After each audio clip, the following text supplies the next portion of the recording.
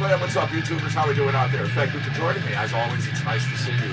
Connecticut Medical Marijuana Clinic, Compound Concentrates and Coffee, with our special guest today. Yeah. We are hanging out here live from the compound. We're here in Orange, Connecticut, as you know. We go 7 days a week.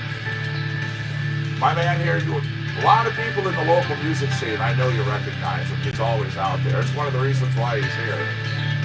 So, yeah, he's going to be talking about a bunch of great bands. Yeah. First name Joey. I don't want to butcher the last name. Lorenzo. Okay, so I wasn't butchering it. Well, see, my last name too. It's Sonic. Most people, they look at it. I don't think I've ever heard it pronounced correctly. I get wrong. So, I know it's nothing that people are doing on purpose. Nah. Sound good. Absolutely. Now, speaking of music, as always, our opening theme song, BioTrek, Austin Woodward and Shane Roberts. Go to soundcloud.com/Echopraxia Band. Or just look up Austin Woodward over there on Facebook. Great dude, loves to play. He's always on any one number of guitars. Loves to talk about the instruments, like, you know, history behind it, stuff like that. If you have questions, he wants to answer them. And he plays all different styles. So, always learning something. Go and tell them, say hi. They appreciate that. Alright, Facebookers, I'm going to get your chat open. YouTubers, you're up and running. Playback speed is good. I see we have people already. Okay.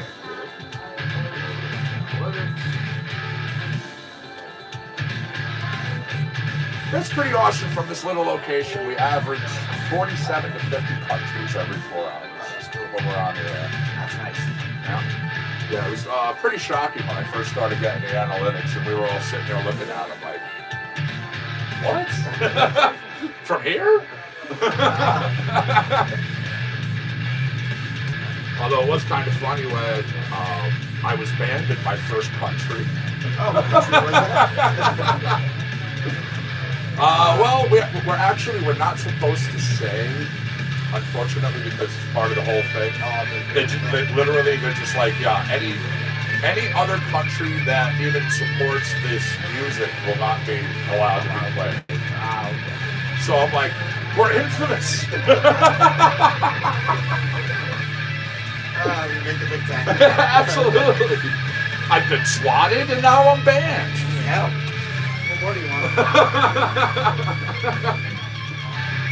All right, I'm seeing people over to Facebook. There we go. What's up, Facebookers? What's going on, YouTubers? Derek, good morning. How are you? Thanks for joining us over there. What's happening? What neck of the woods are you joining us from? As I said, Compound Concentrates and Coffee. We're here out of Orange, Connecticut, 7 days a week. 5 days, we do 2 shows a day. Now, 2 of those days, we do 3 shows a day. So who's getting spoiled? You are. Oh, man. So, how was your night? Good, thank you. Yeah? What did we do? Anything good? Yes, was in Seymour at Mags to check out Dirty Deeds. Yes. AC/DC tribute. Yes. I've seen a lot. I've seen postings for them. Always people that seem to have a great time. Amazing. They always talk about it in like a good way. It's not like, not another one doing this, you know. Oh no, the place was like packed. So that's awesome. Did a really good AC/DC show.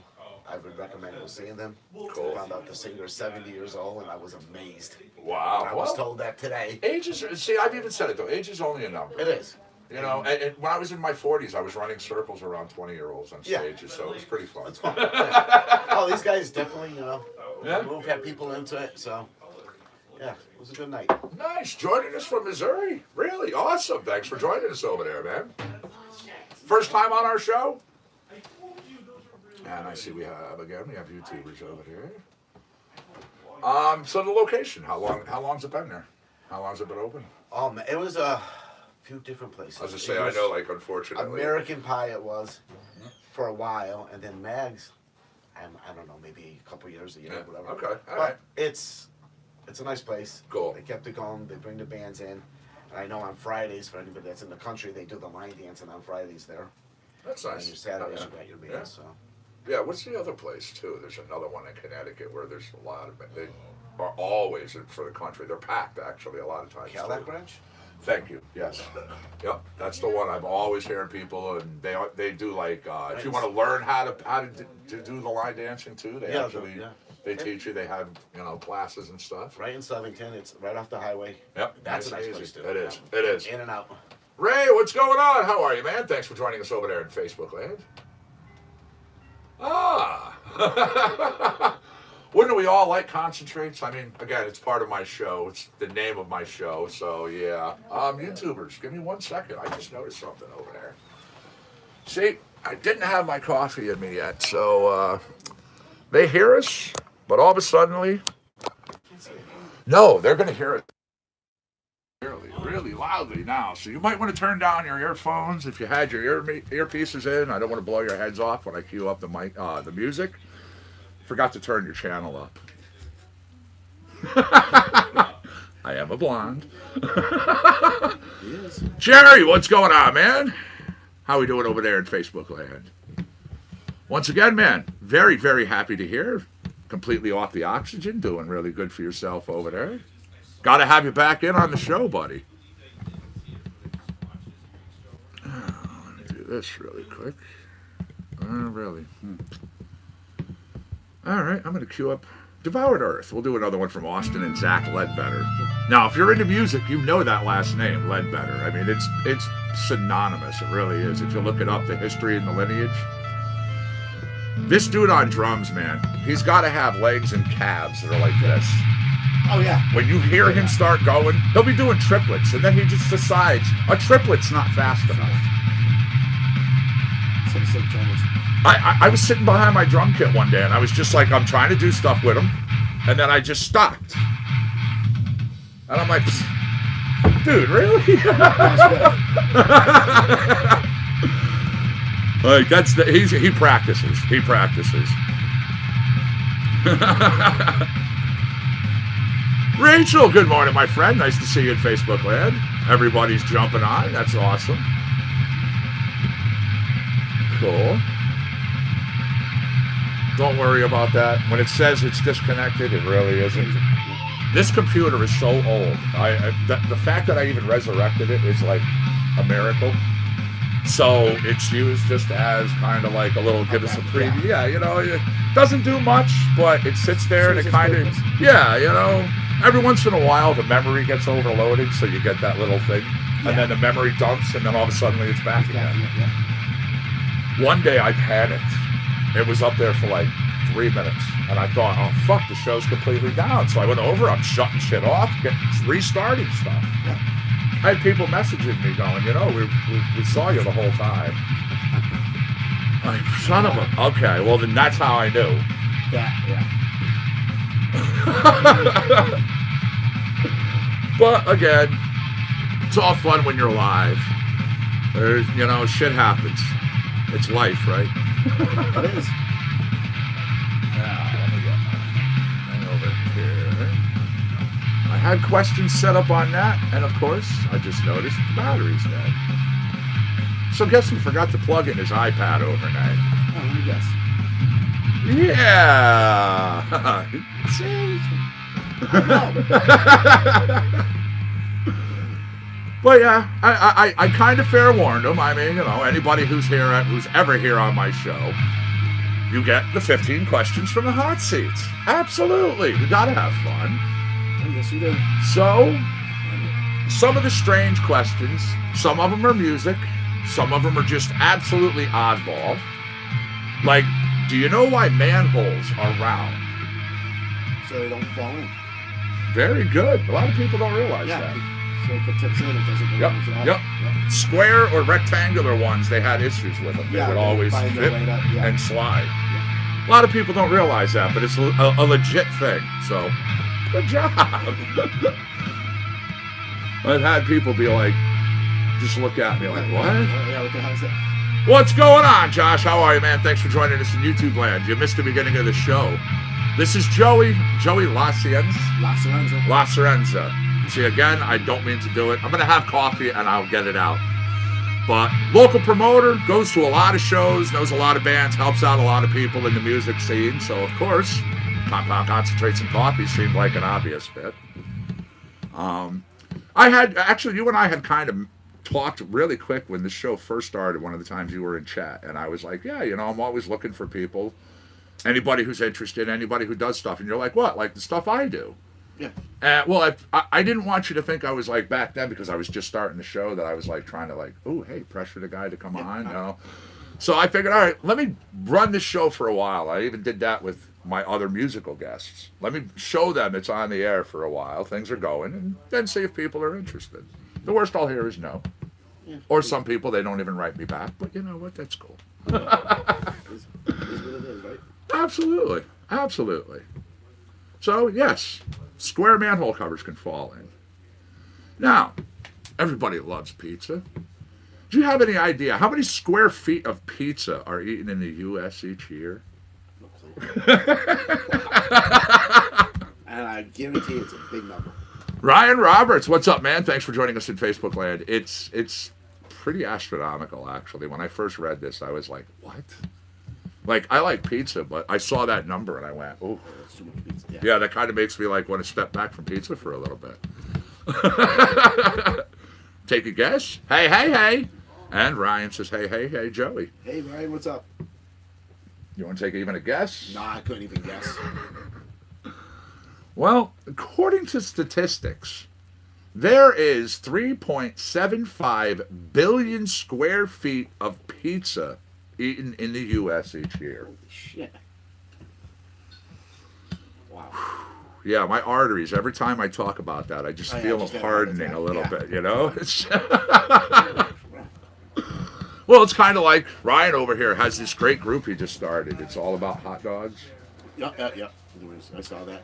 And you don't realize how many people eat hot dogs like every single day until you get in a group like this. And all of a sudden, it's every single day. They're like, and hey. for breakfast, because he did a plate goodies and orange. I saw yes. And he made a comment, and I've been there in the morning getting my breakfast sandwich, and people would order hot dogs for breakfast. Yes. Yeah. Well, see, to me, I even said it too. I could have a hot dog for breakfast, but it's weird. It has to have like everything. A bunch of stuff on it. Oh, yes. Yeah. Oh, yeah.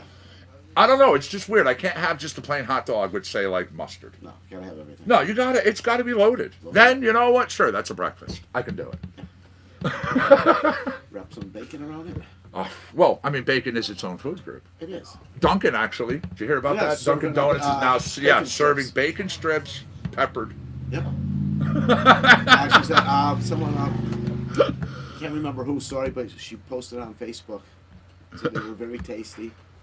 She had a picture of the bacon strips. I'm like, yeah. Really? Yeah. What's up, Pete? How are you, man? Thanks for joining us in Facebook land. Nice to see you, buddy. Good morning. Facebook's jumping up now. He's like, Ryan just said, now I want a hot dog. Do you deliver? Yeah. Come on, bring some over. What do you say? Deliver a couple hot dogs, buddy? Just a couple. Yeah. I'm really easy. I take mine with the works. Hey, I'll take the same thing. You know? All right. How about a little maggot excuses as we continue on? Such a light song for a Sunday. Well, see, you promote on the West Coast. Josh, I've even said, anybody who does that, if you have particular bands that you seriously push, ones that you know, ones that you like, places that you go, send me a list. I mean, hell, even through Facebook, we can do a FaceTime through Facebook during the show where I can bring you in on the video and have you side by side. And you can talk about your favorite people. I don't mind doing that for certain people. I used to just like bring anybody on FaceTime. Yeah.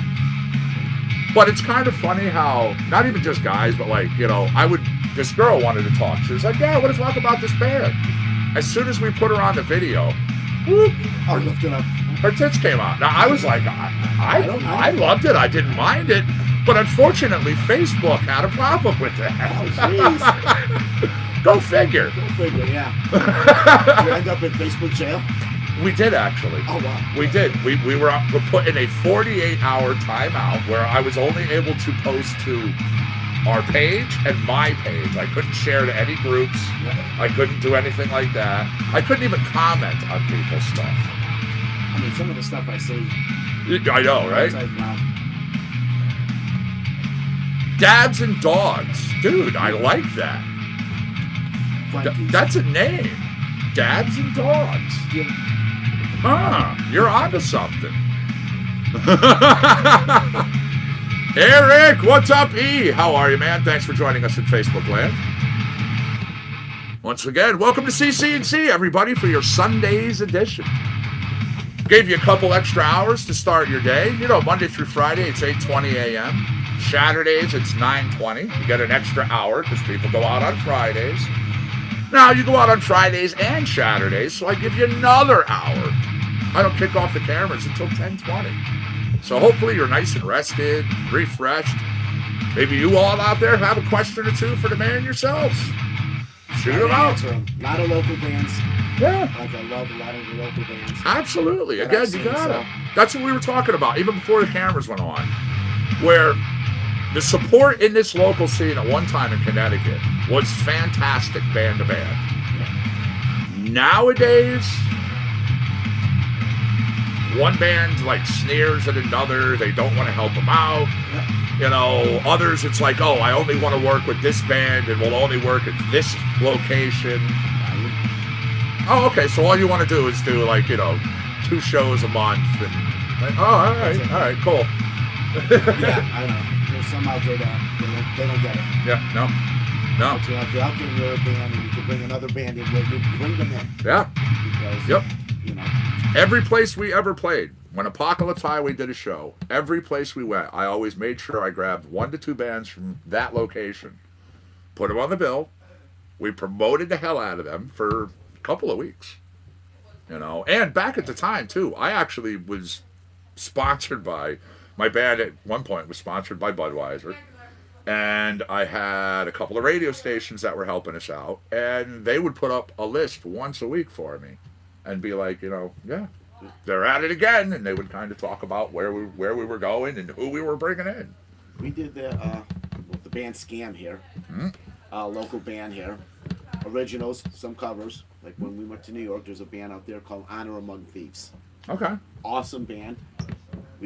Scam would go down there and play, just to be brought in to help them out. Sure. And then the same thing here. If we need it, if they need it, somebody to come in, they would bring Honor in to help them get into this scene. And you know what? And it wasn't about the money for either one. It was like, you're getting my foot in the door. That's so it. You trade off with them. I'll do you. But it opens doors for you that way. It it's does. not always about, you know.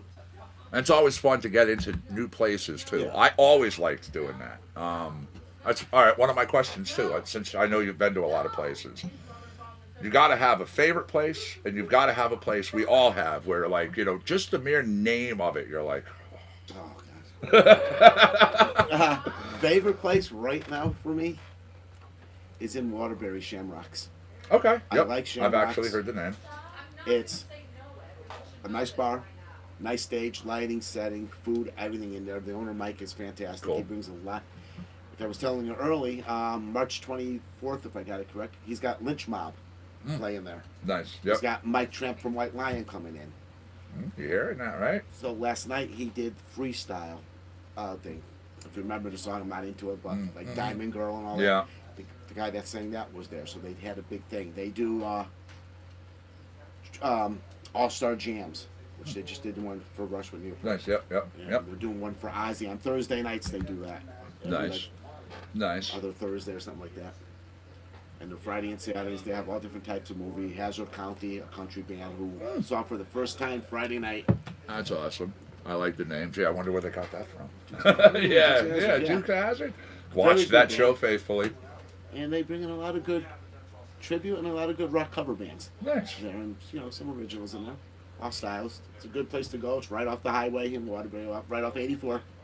That's cool. So plenty of parking. So if you're ever in Waterbury and you want to see a good rock show, check your events out on Facebook. And Shamrocks is one of the places that has some good bands. Cool. Well, that's another thing too. CompoundConcentratesandCoffee.com. We're actually setting up a local event calendar, so people will be able to go in and just see what's going on in our scene and be able to click it and go directly to their webpage. Oh, that's cool. So, yep, absolutely. Biggest. All right. Josh is asking, what's the biggest band that you've promoted? Professionally, nothing like up like the Van Halens and all that. I just got in like on the local scene And it started really because of my buddy Mark in Scam. Okay. And he put the title out there, promoter. Because I would make their flyers, I would put them up on Facebook, you know, and I'll do that for any band. If somebody goes, hey Joey, can you put that up on your story? Mm-hmm. All right, give me your logo.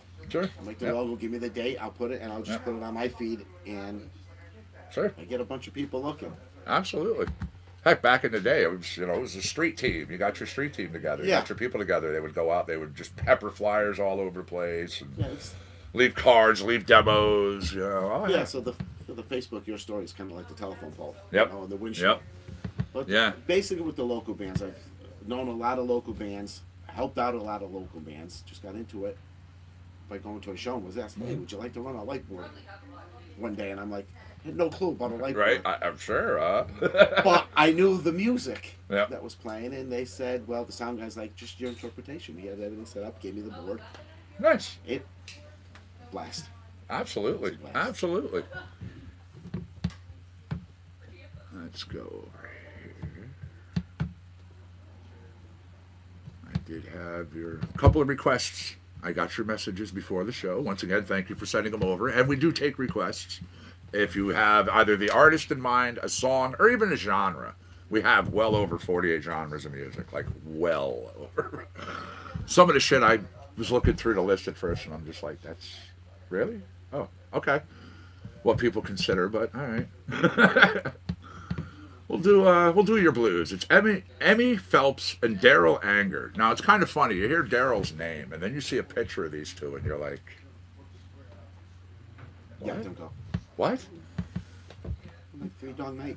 Well, You heard the voices in it. that's no. Daryl Anger. Yeah, no.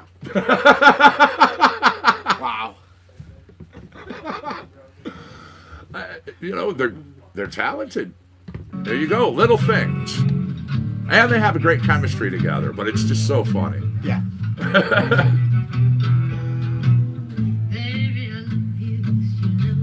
So again, share the show on Facebook, YouTubers, spread the smile, share the show, tell everybody you know. Don't keep us your dirty little secret. And tell them to get out there too and support local bands. It's very important to keep live music going. Mm-hmm. Yep. A lot of people don't, and then a lot of locations will stop bringing bands in because they're not going out. Right. And it's not just like everybody's like, well, it's just rock. No, whatever music you love, bring it, let it go out there. If it's hip hop, if it's rap, if it's whatever. Yep. These places that have the bands in there will keep doing them if you support them. They'll bring the bands in, show up to the shows. And that keeps them bringing more and more of what you like in. Absolutely. Absolutely.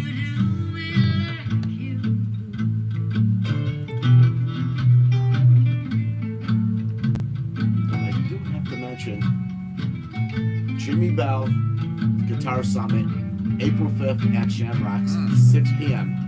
There's more to follow with details coming. I don't have all that because it was just released, put together, but it's April 5th. They'll have a lineup for Jimmy Bell, and the lineup's going to be for his Guitar Summit. Now, for those who don't know Jimmy Bell, or you've kind of heard the name, he was right there in line to be a guitar player, where Zach got pulled in. Yeah.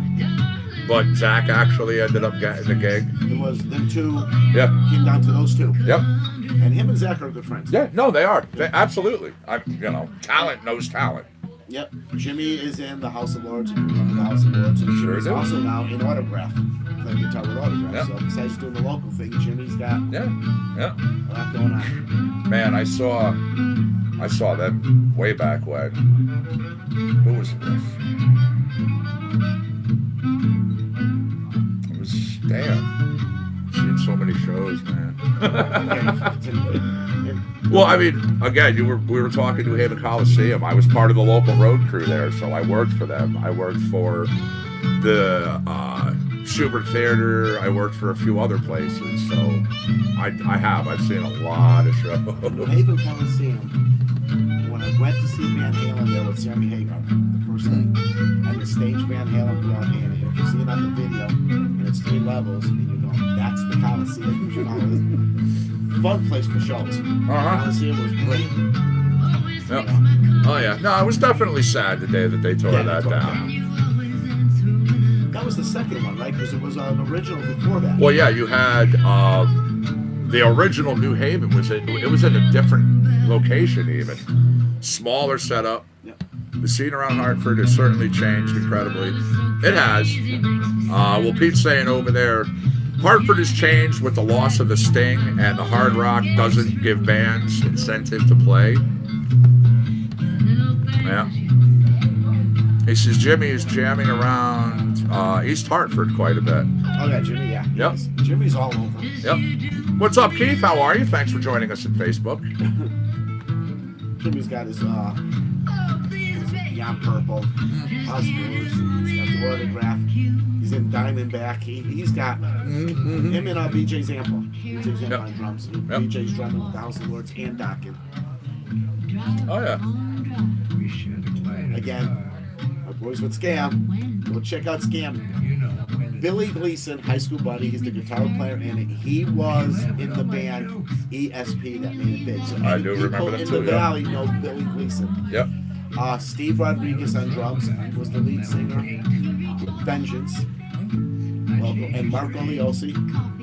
Sorry, Mark, if I screwed up your last name. Bass player, he was in Primus, that was around there. Nice. And Carl Gent from Blue Ruins and the Violators. He's the singer of the band. There you go. Check that. Please go check out Scam. You won't be disappointed. Got a website? Scamband.com. Merchandise. There you go. Turn dates. I put it on Facebook. They put it up. Bleachers in Bristol. Oh, another place. They're up there. Play up there a lot. Nice. Nice.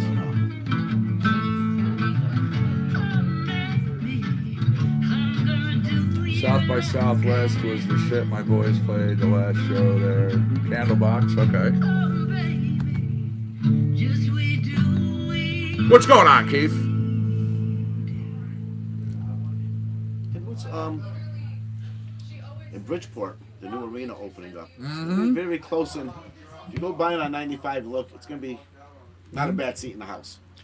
No, and they're actually some of the really good shows that are being booked already. Is the first one. Yep. One of the things too I've talked about, they're having the digital billboards coming into that. Oh, nice. Which is what I use. Yep. For Compound Concentrates and Coffee, and we've already got it set up. We're going to be on the first digital billboard that runs in there. Oh, cool. So, yeah. Everybody that's already seen my smiling face staring down at them from 95 and over there in Stratford is going to see me up close and personal there. And then we have another one coming up, but I even said I'm not giving that one away. We're going to do a live broadcast from the location when this billboard goes live because it's like such a huge deal. Is it a weekday or a weekend you're going to make it go live? Well, probably on that one. It's probably going to be during the week. I'm going to I end up doing a show from there. But it's huge. Like again, I was blown away at given the opportunity to get on this one. There we go. A little Hyde and Eddie. One of the ones I call some of the lost Stevie Ray Vaughan tracks. Yeah. Somebody trying to give their all to play some Stevie. I mean, no one's ever going to do the man at all. There's a lot of frustrated players still trying to figure out his sound. You know, they come close, but like you said, you'll never run up. Like all these guitar players coming up, trying to be Eddie Van Halen. A lot of great guitar players. A lot can pick up things that there's never going to be anybody that's going to play like Eddie that's coming up today. Not saying there ain't a lot of good ones out there. Yeah. Oh, no, I agree. There's a lot of excellent guitar players. I agree. And it's also, honestly, one of the reasons why, I mean, I can do covers. A lot of them, just from listening to music over the years, I picked up how to play it, not realizing it. Yep. But I've always said, if I'm going to spend my time, which I do, I like to sit down and I like original. I like making my own. Yeah. You know, where somebody else hears it and they're like, whoa, all right, yeah, I like that. Yeah. You know, if I'm going to spend the time, I want to do that. If you're a cover band, tribute band, whatever, and there's a lot of talent, throw in, if you could write your own, throw in one. Just throw it in there. Sure. I mean, if you're doing a whole Ozzy thing, and that's your tribute to Ozzy, guaranteed you could write a song and throw in an Ozzy thing. Sure. Your influence Sure. is that, you know. Absolutely. You'll get some people to start, and then, you know, throw your own out there. It's important, too, to be original, too. Yeah. Oh, yeah. No, I've got original stuff out there, but again, I did covers more back in the 80s. It was kind of like the thing at the time for me, you know, mid-80s, late 80s, but... That's what's coming around now. The 80s style music is starting to come back into the bars with the bands, the sound. And Buddy Mark made a point. He goes, well, we were the kids in the 80s, whatever. We went to the concert that was on music. Then we all grew up, we all have families. And our kids. Well, our kids weren't going out supporting the music scene like we did. Yep. Now we're all older. Our kids are older now. What are the parents doing at 55 years old? Going back into the bars, to a Max, to a Bleachers, to whatever, throwing their hands in the air to hear your 80s, you know? Because it's all coming back. That style of music's all coming back. Yep. Although I kind of laugh, though. Some people, like you're saying, are coming back into it. I kind of been sitting here looking at them like, where you been? I've never left. Where you been? Yeah. I took a hiatus from actually touring, but I've still always been involved in music in one way or another throughout literally my entire life. Even when, like other people I know, you know, you take a little break, but you never get away from it completely. No, it's like, you know, you're helping out, like setting up, helping the band set up, doing whatever to help them out. And even like I stepped away a little bit from my time, but putting up a flyer or putting something on, you don't walk away from it 100%. Once you're involved in music, it's in your blood. I don't care if you're playing, I don't care if you just put it up on Facebook so you can see your favorite band, help them out. It's in you. Sure, absolutely, absolutely. Once again, everybody, you're chilling here on CC&C, hanging out with me, the Connecticut Medical Marijuana Critic, chilling with Joey as well. Let's see what we got over here. How about we got another one? All right. What's the most interesting thing about you that we wouldn't learn from looking at your Facebook page? Oh my God.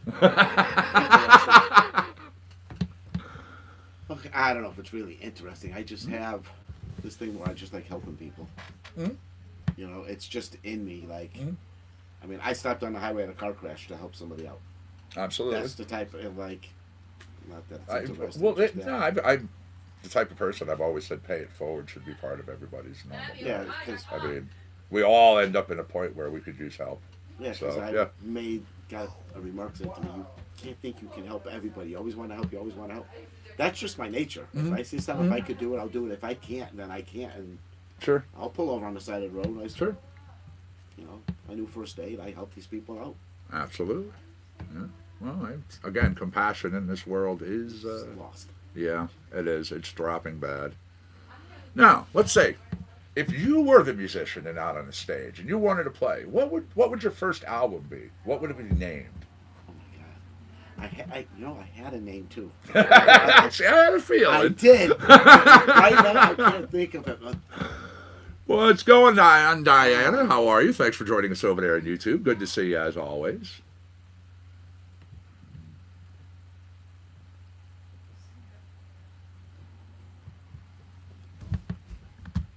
Think about that for a while. I had it. First album name. Yeah. What would your first album name be? All right. We'll get some music going while he's pondering these thoughts. I don't know if it would be a good name, but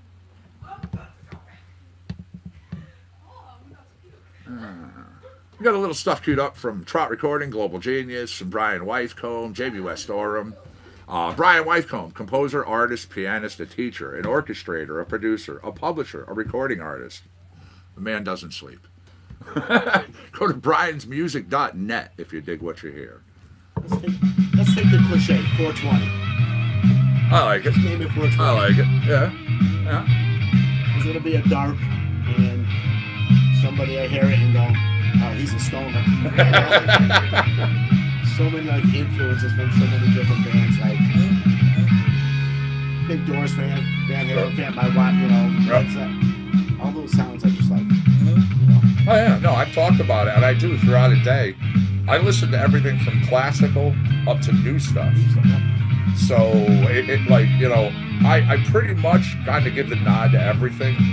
Again, back in the 80s, back in the day, I got into rap for a while. I was Run DMC's Rock Box when it first came out, but it was more metal than it was rap, but still, you know, wailing guitars. I mean, yeah. The rap was a little different, yeah. You know, and then as a kid, I heard stuff like Eddie Rabbitt, the Oak Ridge Boys. Oh my God, the Oak Ridge Boys. Oh yeah, my mom, you know, rest her soul. She literally would all type of music throughout her day. Yeah. So that was one of the things that was great, you know. And my dad being in the industry. My dad loved the Spinners. Okay. Yep. Them. Yep. Yep. What's up, Ed? Thanks for joining us on Facebook, buddy. Especially a lot of the 50s music, I kind of like. You know, a lot of the.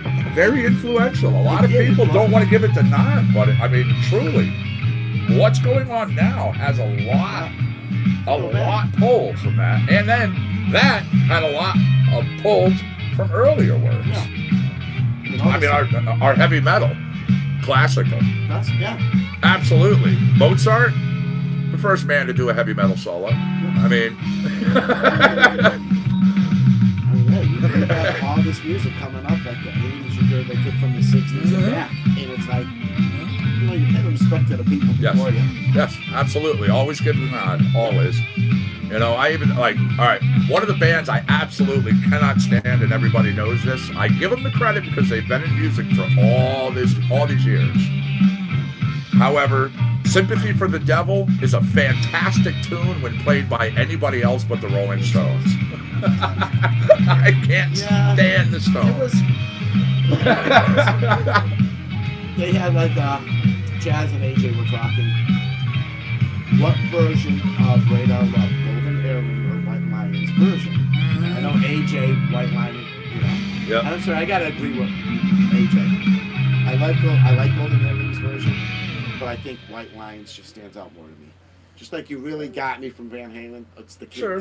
Yeah. Oh no, I absolutely. love the Kinks version. Don't get me wrong. You can't but beat most the original. Most people go after the Van Halen one, but yeah, see, for me, it's the original. Oh, I love the original. You know, it is. I'm more, again, I give the nod for people, especially when they make it their own. Don't do it 100% like the original, you know? I mean, learn it and then forget what you learned. Put it in. Make it, put your own thing in there. Smoking in the Bush one. Yep. Brownsville Station was the original, I mean.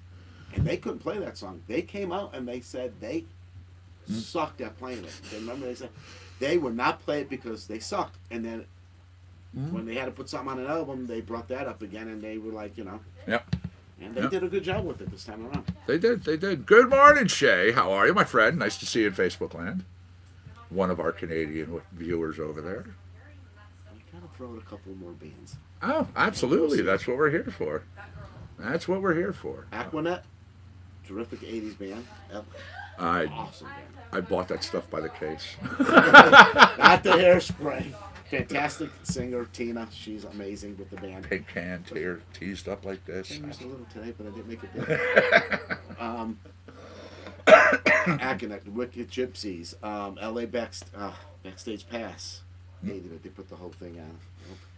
They dress up. If you see them come in, they look like the road crew. Yep. And then when they come out on stage, they got the long hair, they got the pants. It's like, holy, they just transform. Streets. Andre Van Schott. I mean, awesome. Oh, you got to check out his amazing. King Diamond thing he does. I saw quite a few people that were giving a lot of praise to the first one when they did that opening. He comes out dressed the part. And his voice, if you ever hear him sing, and then you go see him sing King Diamond, his voice is just amazing how he changes from what he does say here to what he does over here. I mean, very talented, very an awesome lead singer. But all his bands that he's in a ton too. Check him out with No, he's another one. I mean, literally, with the Gypsies, synonymous with the local scene. Yeah. I mean, yeah. Cross-Eyed Cat, one of the first. Eddie Sanchez, Nice. Sammy Sanchez. Go check them out. Sure. They're a bluesy type band. Speaking of blues, how about a little Called for a Truce, some Trout recording? I was mentioning them before. Yeah.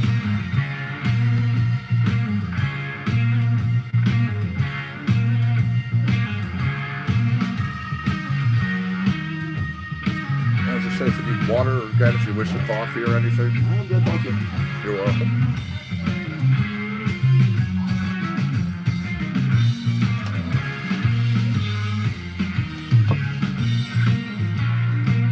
Oh, your Metallica fans. Anybody that's into Metallica and loves Metallica. Band from Ohio, who's just here. They played at Crystal Bees in Southington. Nice place. The band's called the Four Horsemen. Okay, I think I heard that name, yes. They're going to be at Mad's April 11th. These guys build the house. So if you can get in to see them, they do an awesome Metallica show. Nice. And they don't take a break. I saw them, they play from start to the end of the night. Cool. And the Iron Maiden band, Rothschild, another good band that does the same thing. Absolutely. You Van Halen fans, two bands. One from here, Halen, go check them out. And the other one is completely Unchained. Okay. I think they're from Florida, maybe? Not from there, but completely Unchained. And Halen, two Van Halen bands I love. And of course, Roy Oliver, I gotta mention here, Bottoms Up. Awesome. Yeah.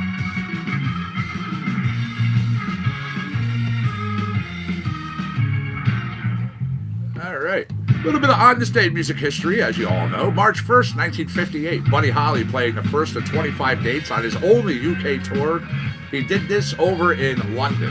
Also on the bill was Gary Miller, the Tanner Sisters, Des O'Connor, the Montanas, Ronnie Keane and his orchestra. Shows back then, man, kill me. You see the prices. It's like, $1. Oh, yeah. $1.50 to go see the Beatles. Yeah, 753 bands, and it's like, what? Yeah, I was looking through some of my old tickets, and I found a Motley Crue ticket. It was $10.50. I don't.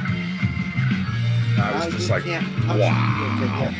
You can't even buy a pizza at a show for $10.50. You can't even buy a beer for $10. I mean, shit, the Ozfests. I used to love going to those. I went to them faithfully for 10 years. But watching the prices and watching what they did with that, Yep. I mean, just totally corporate bastardizing it by the end. That's ridiculous. It was stupid. It was like $250 for to go sit in the pit. Not even up front. Yeah, You were no. in the pit area. So you can get your ass kicked in the back. Yeah. Nice. The prices got out of hand. Yep. Like you said, it's all corporate. Once everything, I just don't like that times when that end of it gets. Yeah. I mean, if it's a good show, if it's a good band, I don't mind paying the money, but not stupid money. Yeah, And then these other bands that are doing their, last show, come to our last tour. We're never going to do it. God, yeah. They've been on retiring forever. last tour, I think now for 15 years, something like that, thereabouts. Now they got David Lee Roth with them. Yep, which is an interesting combination, I gotta say. Because Gene Simmons discovered Van Halen. Yeah. If you could ever look it up, and I know it's on YouTube, the demo tapes from Gene Simmons. Listen to the songs before they made it to the album. The songs that didn't come. Mm-hmm. Voodoo Child, which is. I believe Mean Street became to be Mean Street, and a couple of songs that Van Halen did became separate songs on their own from one. Yeah. Look up their early demo. I mean, with any of your favorite bands, look up their stuff, and you'll see where they got their ideas. And very interesting and good stuff out there. Absolutely. Now, let's see. 1967, working at Abbey Road Studios, the Beatles starting recording on John Lennon's song Lucy in the Sky with Diamonds. That song inspired by a drawing his 3-year-old son Julian returned home from school with. Now, that picture was of a little girl with lots of stars. Now, it was his classmate Lucy, who also lived in Weybridge and attended the same school as Julian. So it had nothing to do with LSD? Nope. God damn. Not a thing. All these years. Just us counterculture grabbing that and saying, hey. Elton John. Now, this guy, man, great. He's another one. I give him all the credit because he's been doing his stuff. I worked for him. I still have my passes, still have all my stuff. He was an ass. He's an absolute ass. I've heard. He snubbed all the crew, the local crew, all the people that spent almost 15 hours setting up his ship. He came off the tour bus with a towel over his head, surrounded by people. They walked past us, didn't say anything to all of us. Walked him up the ramp to the stage. All of a sudden, the towel comes off, and he's, hi. During his pause, same thing. Towel, walked right down onto his tour bus. Very simple rule. Don't piss off your road crew. Big time bands, local bands, because they can make your life a living hell. Well, you know what? Honestly, none of us did anything in that regard. I mean, yes, we could have, Yep. but we didn't. One of the great guys I ever worked for, totally down to earth, came over and was like, "Hey guys, I want to thank you. You did a great job. Things are sounding great. All the stuff is working. Go over to our merch area right now. It's set up. Only you guys are allowed to go pick out whatever you want. If you want, I'll sign it. I'll give you That's autographs. You get pictures, whatever." It was Garth Brooks. Oh, wow. Again, great dude. Not There's a lot. You get in everything, you're going to have one ass. But for the most part, a lot of the musicians, especially now, they're like really nice guys. Yeah. Dickie Betts, I got to meet Dickie Betts. He came to Diamondback. He came to two of the Diamondback shows because he knew, I believe he knew Paul Lusky. And I got to meet him. He took a picture of me, signed. nice. Nice guy.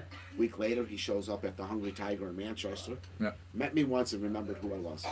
And came up and he hung out. that's nice. Very nice guy. Very down to earth. Absolutely, absolutely. First time I personally met him was at the PLR Studios. Yeah. Speaking of Elton, by the way, first single, "I've Been Loving You," was released on this date in '68 on the Philips label. Lyrics credited to Bernie, of course, although John later admitting he wrote the song by himself. He gave Taupin the credit as an effort to earn him his first publishing royalties. Song didn't chart. No. Nope. And two, you got to check out like Billy Joe. If you haven't seen Billy Joe in concert, since he's still going, go check him out. Well, also now that he's kind of cleaned himself up too.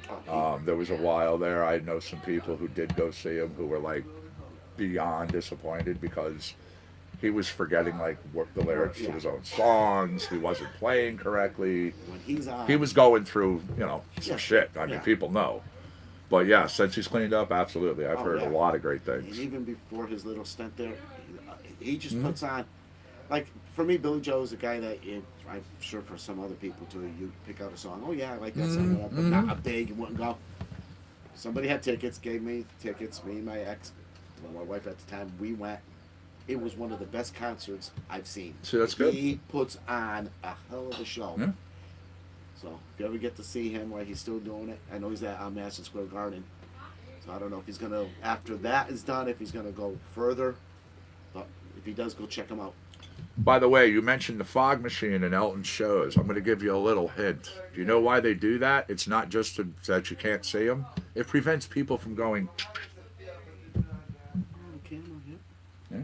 It's a cloud across You your get screen. you get the flashback from the fog. It doesn't work well. So shut off your flashes and get the picture. That's all. You beat Yeah, that. yeah. If you have a nighttime setting on there. One of those little Yeah. summertime fans, you know. Yeah. Spray throws that smoke. A little breeze moves that smoke out of the way quick. You had a sleepover with Brooks and Dunn and Girl Scouts. Really? All right, that's pretty cool. That had to be fun. Again, not my music, but I actually heard that they're pretty down to earth. Yeah. Pretty approachable when they're around. Which is again, this is the way you should be because if it's the fans that put you there. Yeah. You know, it's the whole reason why you do what you do to begin with is for the people. Yes, everybody loves music, but you love doing it for the people. And I think a lot of them forget that without your fan, first of all, the musicians that play, you have to have a talent because not everybody can do it. Correct? But when you make it even further, or even if you're local and you become a top local band because everybody wants to see you, remember the people that come up because once they don't come anymore, That's it. you're nothing no more. Yeah. You know, Yep. you go sit on the stool and just, that's what you're gonna play, or in your studio. Well, I mean, I always said it, and I always had the attitude of I didn't care if it was a packed house I didn't care if it was 2 people in a phone booth. If those people were there and they honestly wanted to hear the music, I'm going to give them a Give them performance. a show, yeah. Absolutely. Because those 2 people will go and tell 2 more, which will keep. You won't coming. believe such a great show we had. It was like, it was up close and personal, and It says a lot to them. yes, it does. It does. Although, of course, I was saying to you, like, the place, the great place, and then the place that kind of makes you shudder.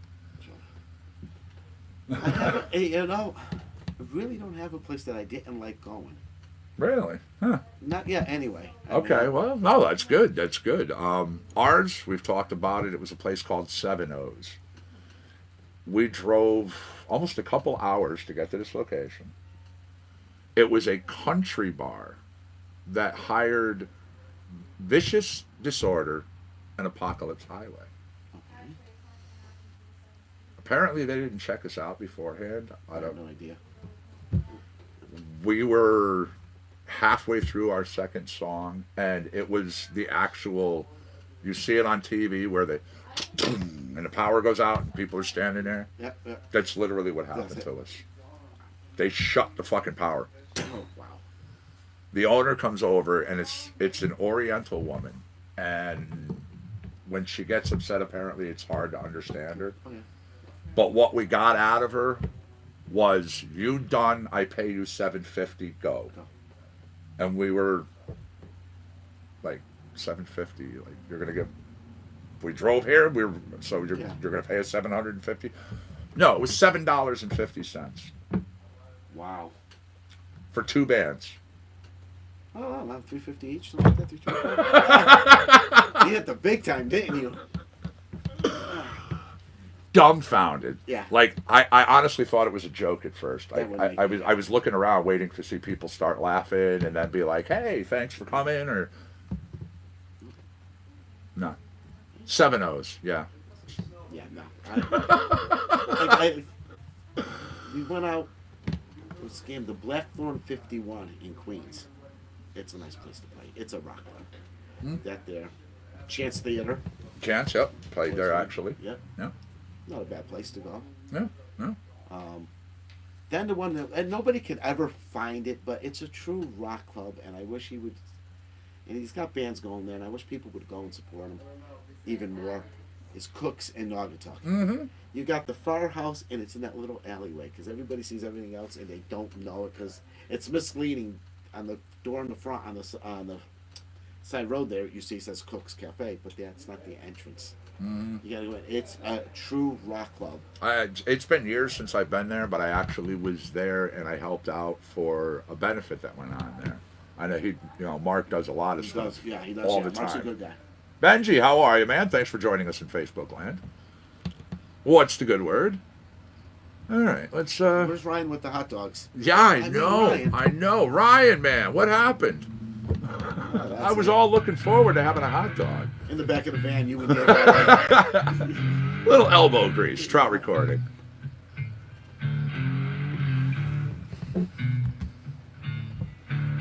Got all these local bands I like, and I'm forgetting names now. I'm like, yeah, I'll mention them. It Hit my happens. phone. It happens. It's all good. You know.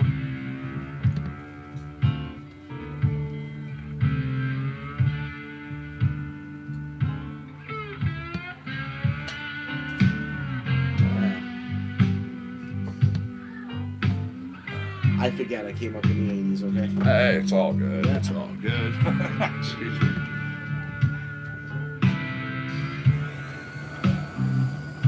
Coffee for today. Oh, I have to mention these two guys. Gotta mention Ozzy America. Shameless. Gotta check them out. And Now, Ozzy America, isn't that Kevin Wallace's? I believe so. Yeah. What's the Another one, real good, real great guy. I know him actually, he's a friend of mine. Yep. Oh, Chicago Sam's. Got good place to see the show.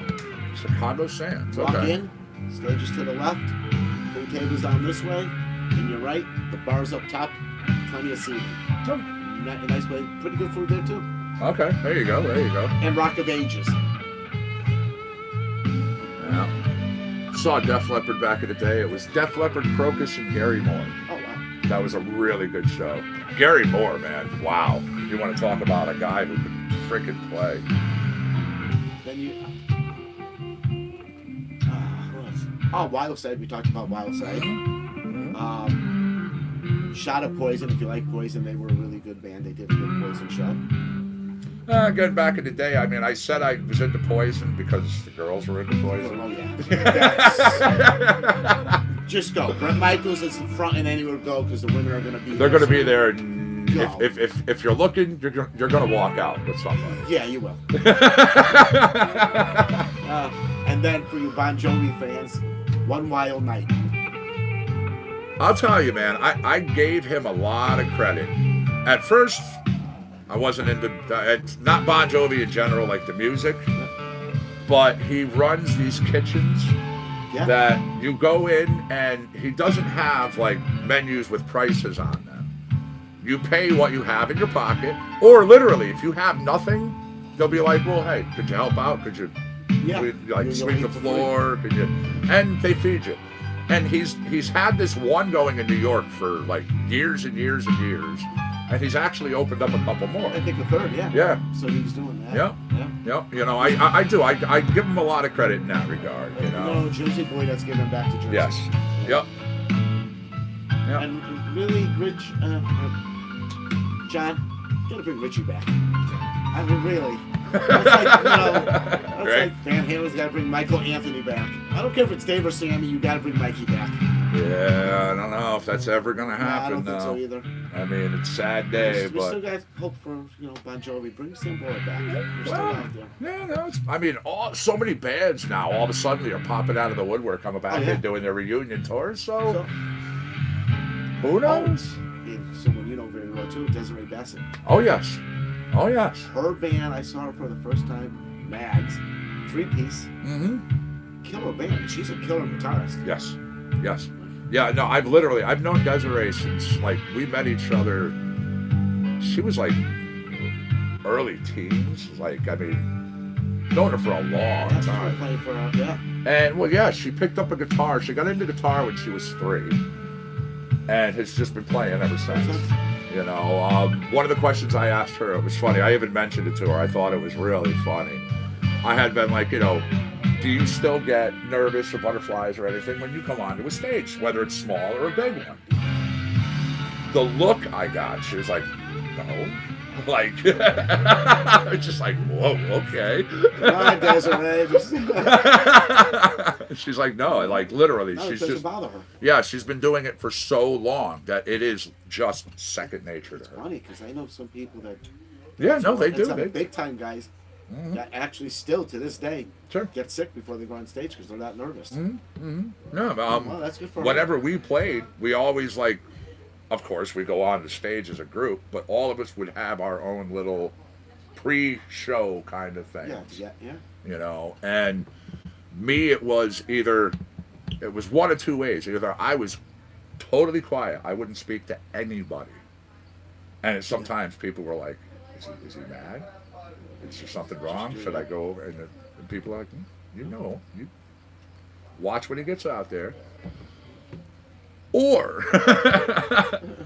really loud, doing kind of. I never really did like vocal training. I kind of did some warm ups, but stupid shit. But still, it worked. So yeah, it was like the two ends of the spectrum. So people never knew what was going to happen. Okay, got a couple more. Yeah. Well, for places too, Joey C's Boathouse there in Stratford. Nice for outside. Okay. Outside shows. Good food. Go sit out on the deck. They have a little stage set up, and they bring bands there and stuff. And if you like the Scorpions, I found them on Facebook. Heard the singer singing to this band. I thought it was the Scorpions at first. Really? With the vocals, and I'm like, oh, okay. Wasn't. It's a band called Dynamite, Scorpions tribute band. Okay. Gave him info to try to get him into Shamrocks. I know they were in talks. I don't know what's going on with them, but check them out. Yeah, I'll have to check them out for sure. Yeah. Yeah. Yeah, "Rock You Like a Hurricane" was a huge song for me back when I was at the roller skating rinks all the time. Oh, yeah. I lived on skates. People who know me, it was Monday, Wednesdays, Fridays, Saturdays, and Sundays. Roller Magic. Well, I was at either the one in Milford, which was Rollerland, Yep. or the one in Orange, which was Skate World, or the one over in North Haven, Rollerland East, or like literally, I would go all over the place. And I was one of the ones I would do like the skates for muscular dystrophy, the 12-hour skates, 24-hour skates. You know, people would put up money, sponsor, and we'd just keep skating and skating and skating. And when you'd go a certain time, more money would be made for charity and things like that. It was always fun. We were one of the ones, though, in the middle of the floor, "Rock You Like a Hurricane" would come on, and we'd be jumping, we'd be doing all sorts of things. We were actually part of the group that was allowed to do this, and everybody else would get yelled at if you tried to do stupid shit. You do stupid shit. Yo, not me, not me. No, it was this dude that looked like me. Got me in trouble all the time. All the time, yeah. I got All one the of those time. too. That was me. All right, what local band first got you involved in the scene? What got you interested in literally like going out and being, huh? Actually, the very first one was Cross-Eyed Cat. Okay. And then from Cross-Eyed Cat, it was Diamondback. There's two versions of Diamondback. The original Diamondback that has Paul Lusky, Jeff Wheeler, who was in it, and Paulie Bassett. Their other drummer, Jeff, can't remember his last name, and they also have Paul Mission in that band, and then Clark Dennis who sings. And that's where the Lightboard came in. I started seeing them, and their sound guy knew me from the show, and I went from the Lightboard to help setting up drums to Nice. doing that, then to running lights at their shows Nice. when they had it. Yeah, That's I've been doing cool. that in a while, but yeah, they were the first two, Cross-Eyed Cat and Diamondback. Okay. Awesome. Actually got me into music, you know. Yeah. Yeah, no, that's cool. Now, we were kind of talking about stuff before, but what changes would you like to see in the local industry? If you could do something to like really make an impact, and Oh, wow. yep, That's just- something I never really, Yeah, well, other than just, like I said before, is like just getting the word out there to keep supporting the local bands, to keep it, to make like the impact. You have to go to the shows because these people are not going to bring in these bands. So if you love your music, you love all that, please go out and see them. It will change the whole music scene out there. It might even help open up something else to say, hey, you know what? These Yes. bands are big now. Another business opens. Now you got another place to go hang out on a Friday or Saturday night. You know, Absolutely. I mean, No, I agree. I just Hey, wanna Donna. see the local scene. You know, How are you? Thanks for joining us on Facebook. No, I couldn't agree more. Let's go over here. Really quick, I know it's Sunday. Some people do travel, so I'll check your traffic really real fast. Make sure there's no incidents, closures, or delays, and I open it up to 3 of them. Really, people? You can't drive nice out on the roadways? This is why we don't have nice things. that's right.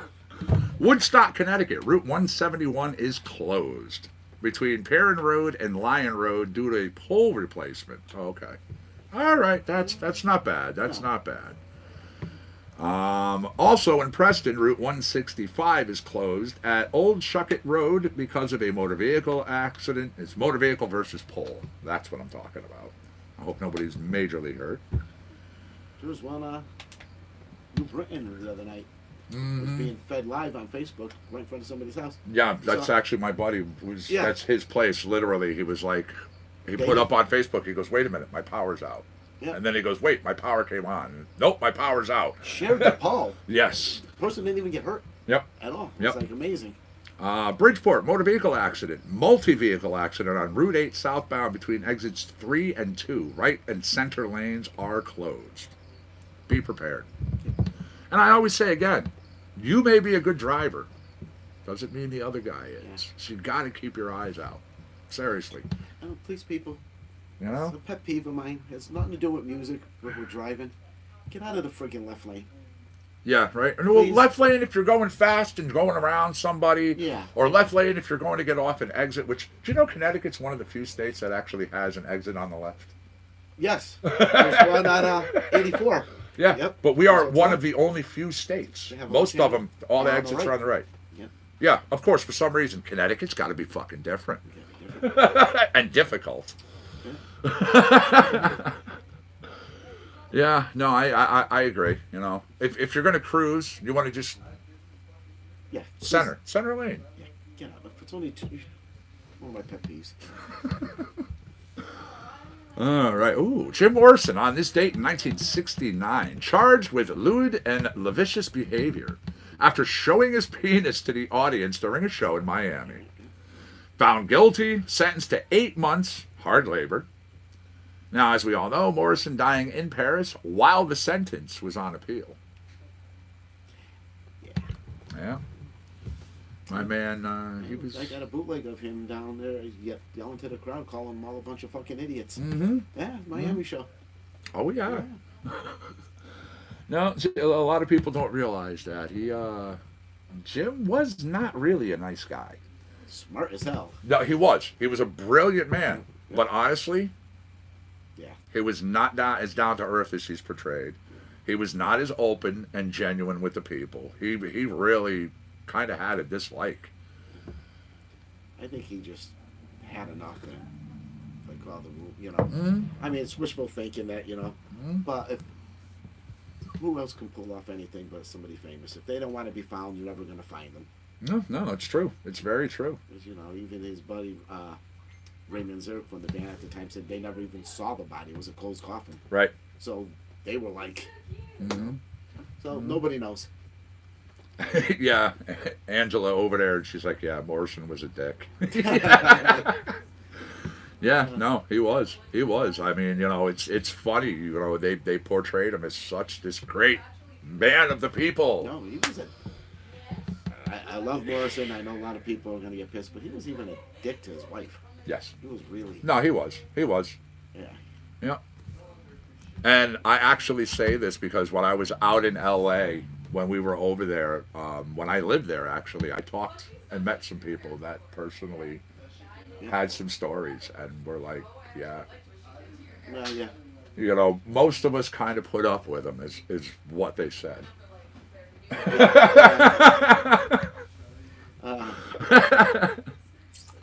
I don't want somebody to talk about me like that when I'm gone. No.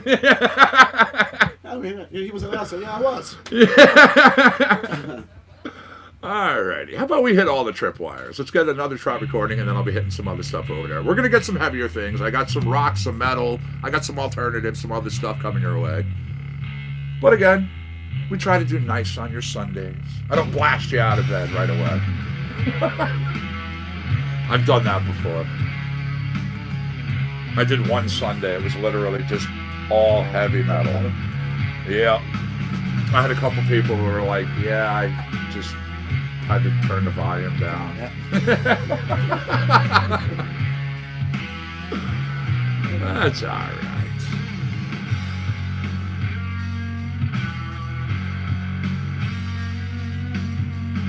And plus Hardway. I know you see that on Facebook. You guys check out Hardway.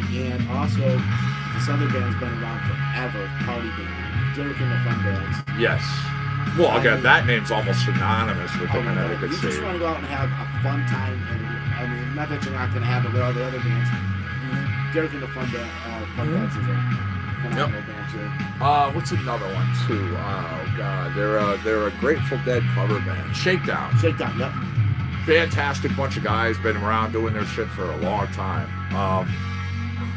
I was overseeing a show with them. It was at Toad's place, and we were in the bathroom. We're all smoking up. Smoke, smoke, smoke. I turn and I go to pass it to somebody, and it's the security guard. And I was just like, you don't want that, do you? And he was like, get out of here.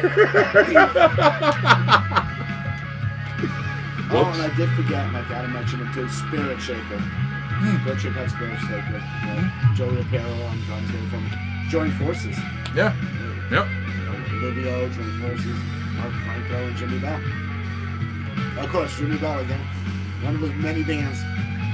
Well, you know, I literally have known some people that have like 5, 6 things going on at any given time. You'll catch them doing, originals. You'll catch them doing covers. You'll catch them here. Here. They're literally constantly playing. Then Megahertz. Yep. They're back. Yep, they're back together again, which they were like almost a local institution for a long time. And then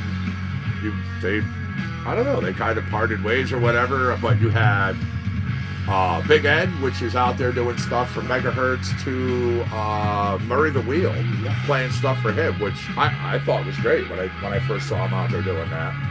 Murray the Wheel actually had a CD out, which was Murray the Wheel recorded live at the Thirsty Turtle, and I'm the one who did that recording for him. I showed up, I ended up hobbling into the place. I'm on crutches, my foot's in a cast. They're like, what the fuck happened? I went running out of my kitchen into my living room back at the time, and I kicked the corner of the door, and it's a 1900 house, so we're talking a nice solid house. Nice door, yeah. Yeah, I broke my foot in like 3 places. Oh, yeah. Not like today, you can kick through it. Back then, no, you stopped. I'm hobbling in. I'm like, no, I'm still going to do it. I'm here. Like, paid pills back then. I'm still taking them. Had my foot up. Doing the thing. Hey, that explains why you got those. My bare feet. Get the bare feet on. Yeah. They're comfortable. I met him outside, and I was like, hey, what's going on, man? Don't mind my bare feet. Yeah. Too many tribute bands. I hear you. Pete over there is saying, too many tribute bands, that's what brings the crowds in. Yeah. A lot of people want to see. I mean, it's good to have the tribute bands. I like them, too, but I also like bands that are cover bands, too. To cover a widespread, but I also like the guys that have the balls to come out and play the originals. Yes. Absolutely. I mean, again, if it wasn't for original music, we wouldn't have these bands wouldn't today. be doing what we're doing. Yeah. And again, I'll mention them because big Van Halen fan. Back in the day, they were doing ZZ Top. They were doing KC and the Sunshine Band, playing Van Halen doing KC in backyards, but Eddie had. The songs like Somebody Get Me a Doctor had all these written. Yeah. And he started pushing in, they said, the originals. Before they knew it, they said the crowd didn't even know. And their whole show became all the originals. All that. So that's just the power. When you're a band and you could play these covers and you play with the power that you have, throw your shit in there now and then. Speaking of Van Halen, here we go. Here's one of the ones I call the Lost Van Hagar songs. If you've never heard it before, you're going to know why I say that. And other people have literally been to me and written me and been like, are you sure that's not? You're like just trying to slip in a cover. I'm like, don't you think I'd get caught? Facebook and YouTube would yank me off the air like that. Yeah, this is Nico Fuzz. It's called Chop It Up. The Lost Van Hagar track. Yeah. I mean, keyboards, the guitar, the whole thing.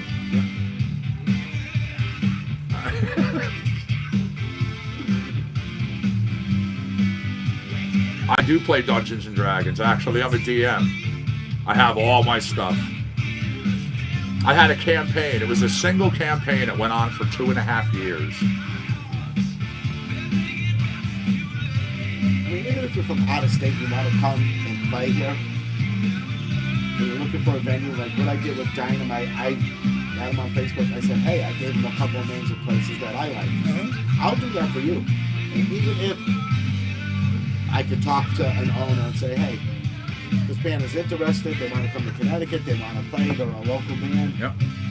As long as you can have, don't have like 90 minutes, because usually they do, Shamrock will do one band for the night to play the whole night.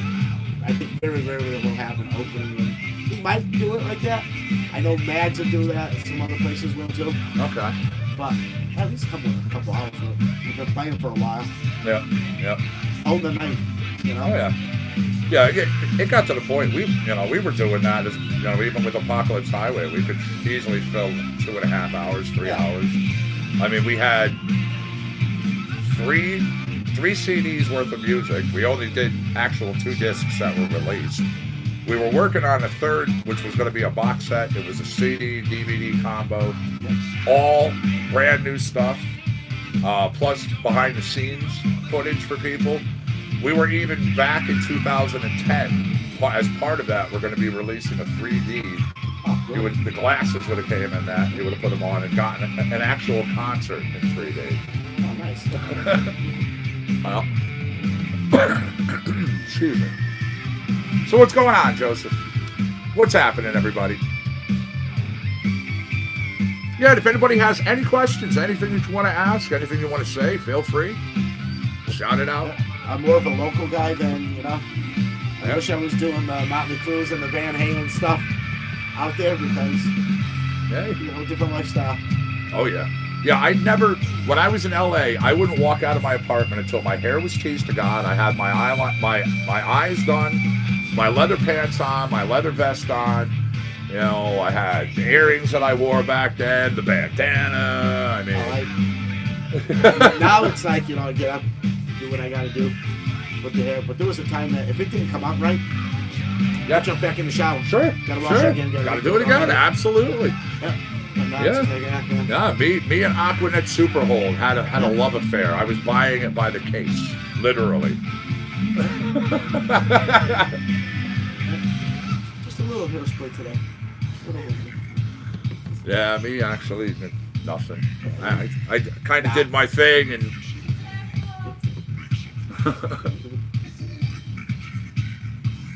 There you go, the Lost Van Hagar track. Going to do some more of the Lost tracks for you.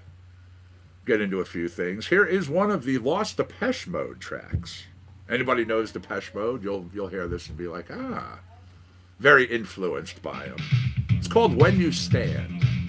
The artist is Nico Fuzz. Nico works with a lot of people and does a lot of stuff. And I agree, yep. Pete says, yes, enjoy originals. Yep. No doubt. That's what I do, I like with Scam, Billy brought out originals. Billy plays, I think they chose one of the songs from ESP that they did in with them. Nice. But the first time I heard them, it was an instant draw. It had that Bleedings vibe, that had that, And that band is just, as soon as you hear them, they kind of pull you in. Yeah, it'll pull you in. That's cool. And like I said, they've been like honor among thieves. Make my blood games from New York. A few other bands they bring into it. I think was it the Infection, if I'm getting the name right? And yes, you are correct. Aquanet was a great flamethrower. Oh yeah. You turn that can upside down and just. And it's because of us. You got those warnings out there. Yep. Do not ignite. Also, why concert venues won't allow you to walk in with those things. They'll always check your bags, and if they find those, you'll see them. They'll confiscate them. They don't allow people to do that. No. Or lighters back in the day where you could take off the little metal piece, crank it up, and then you light it, and it was like. Good old days. Well, what you didn't realize is it was melting the plastic on there. I had that happen one time, and I let it go, and the thing stayed lit. So I threw the lighter, and as I threw it, the lighter blew up. So it was a good thing I noticed it. Yeah. Yeah. Things, shooting M80s out of a wrist rocket. Come on. See, Diana was like, it's guys like you that keep real music going. Thank you. Yeah, it's, music is important, and I wish a lot of schools would bring it back in. Yes. Because people look to and go, oh, you're depressed, you got anxiety, you got this. Oh, take a pill, take this. No, you know what? Go in your room, shut the light off when you're feeling like crap, and put on your favorite album, whatever that may be, and just listen to and music to soothe your soul. Yes. It's a great thing for you. So many people do that. It's a given, Music in my household is from the morning until the time we go to sleep. Yeah. It's in my car. I crank it up on the way to work, crank it up home. In the house. go. Every Friday night, you'll find me at one of these places. I say, so if you see me, come say hi. I'm just big into music, and I like seeing. Like I saw Hazard. I was telling you, Hazard County got too big in the country. Went to see them Friday night, and they did a hell of a show. Good. I was like really impressed with them. And That's I'm good. a country dude, but I'd go see them again. Nice. You know? Nice.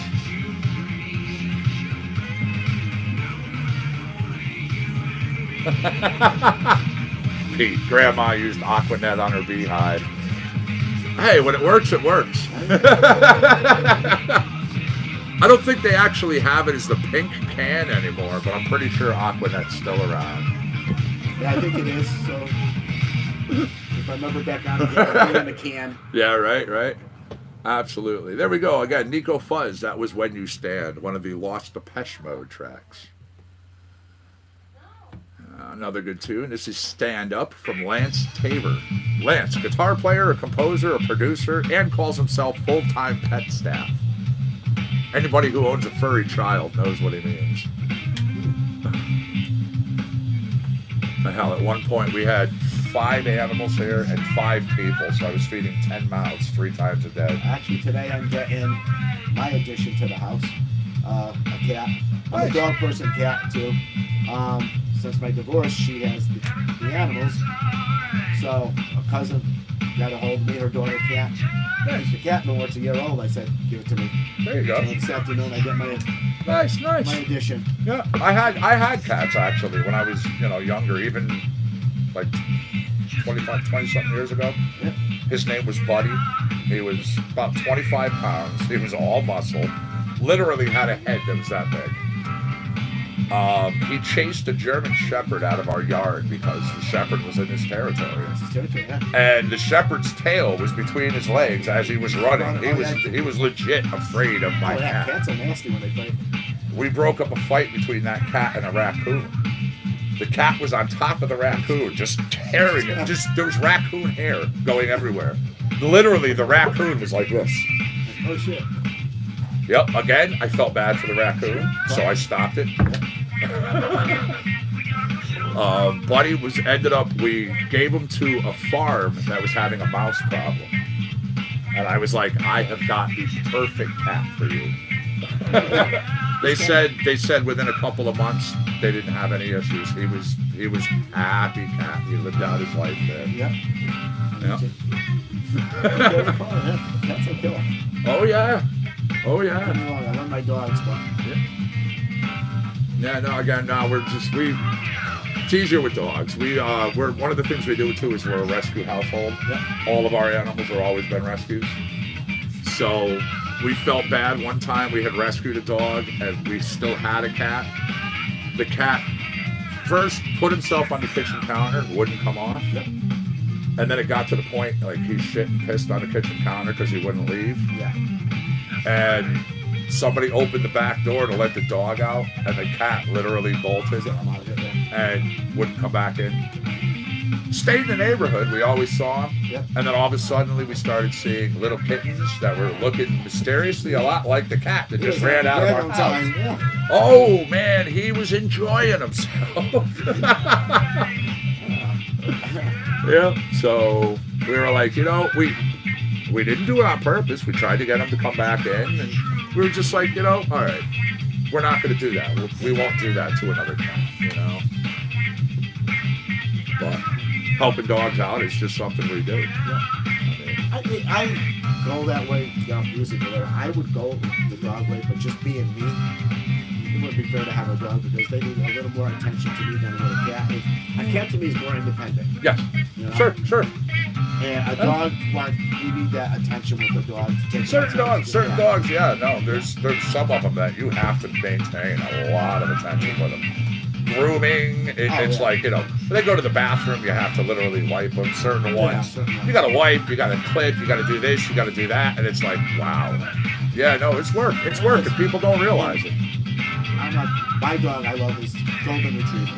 Great dog, absolutely. I like big dogs, even a German Shepherd. My German Shepherd's upstairs, actually. He's very friendly, but he's full size, but he's always been under this impression he's the size of his head. Yeah, so.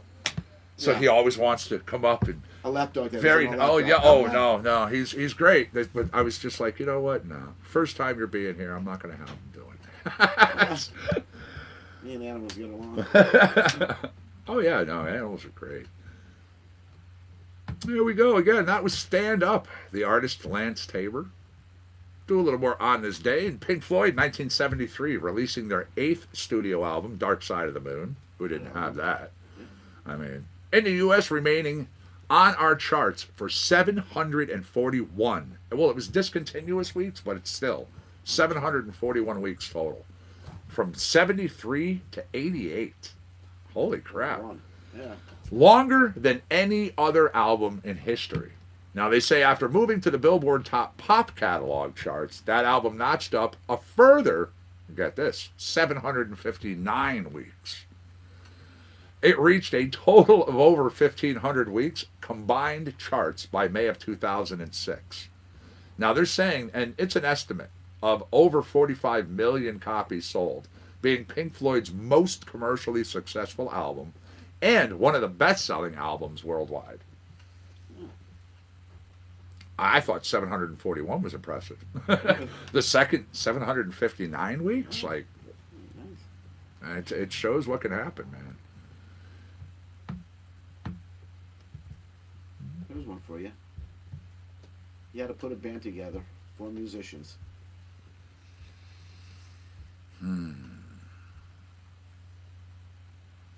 I probably want to bring in 4 musicians. See, that's hard because I've always said I'd love to do Zach and Jimmy Page and dueling guitars in a band. I think that would just be phenomenal. Yeah, I was. You know. I was Randy Rhoads and Yeah. those two. Who would I do for singer?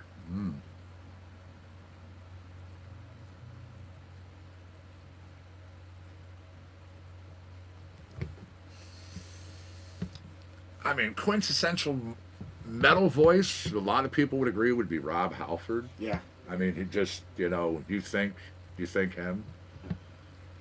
Let's see.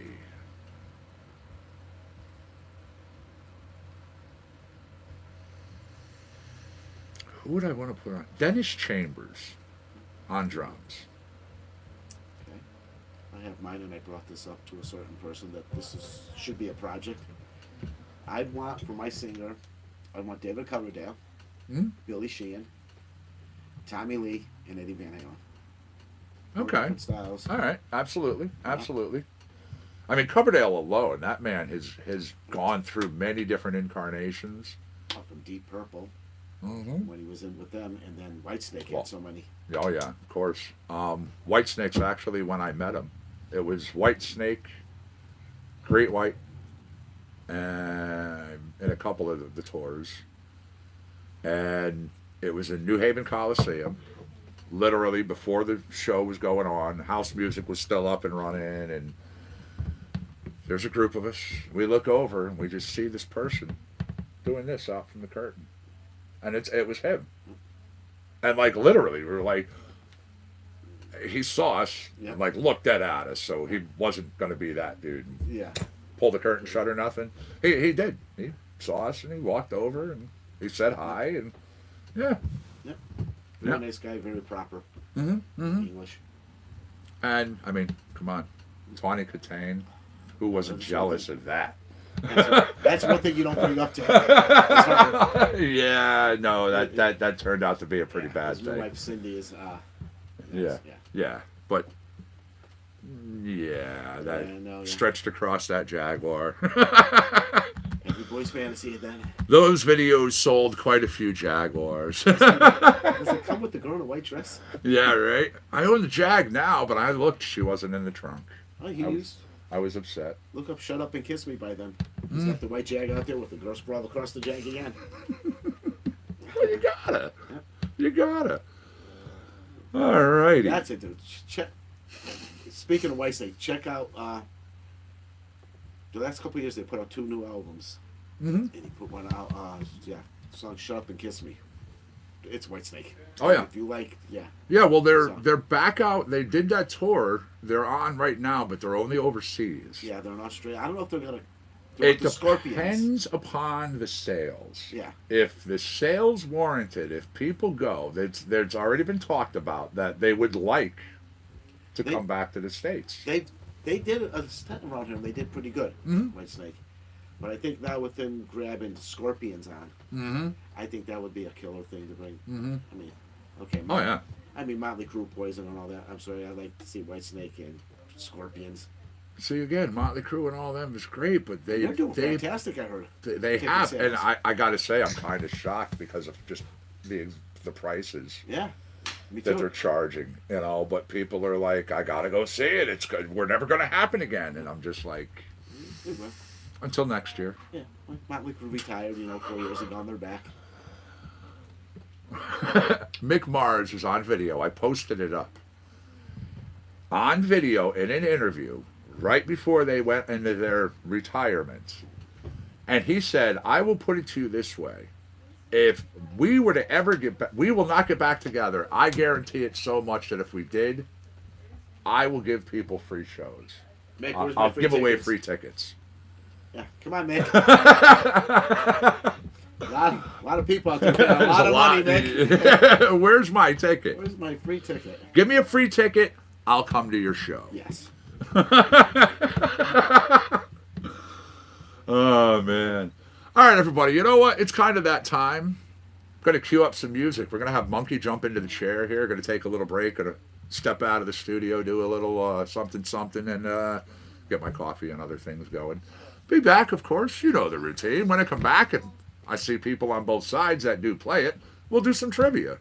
I'm sure I'll ask him a question or two, or have him ask you a question or two. Probably won't have the answer, but hey, We tell people, even if you don't know it, just guess. guess something. Yeah. There has been so many times in both sides, literally, I was like, hey, so-and-so, that's right. And they wrote up in the chat, they were like, it was? And they said, I literally pulled that out of my ass. Oh, I screw around with. Guess. I mean, if you don't know, They you can may guess, learn. Yeah, you gotta have fun with it. Gonna cue up this little track. We're gonna start off with a tune from Lyle Workman. It's called Gigantor.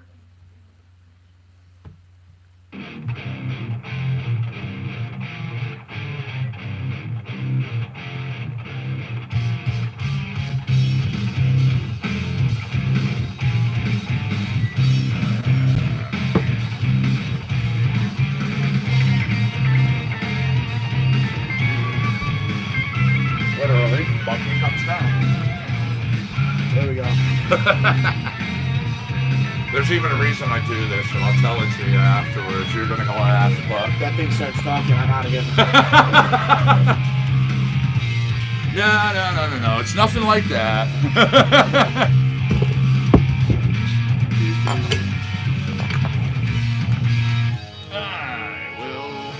We'll be back, people.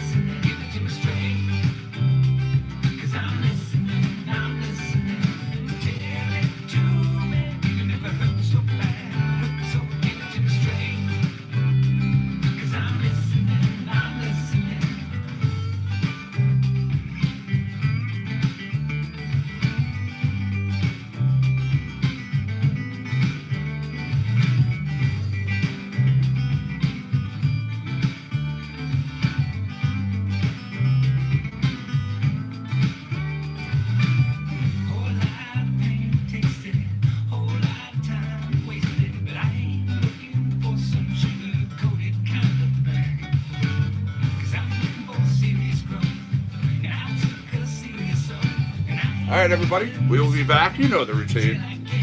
Monkey's doing a good job. We know he talks a lot, but he gets excited.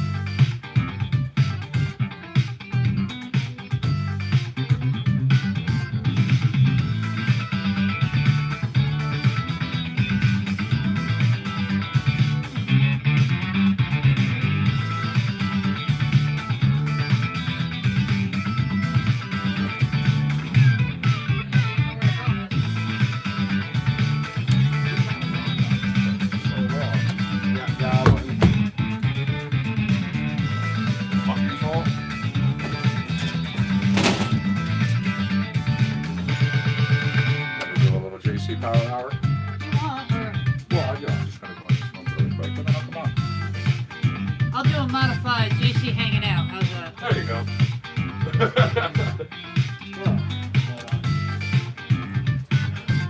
you enjoy your time on the show? Yes. Awesome. Do a little something I can't do here.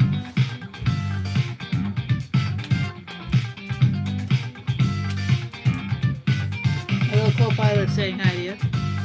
You come back again? He's quite friendly.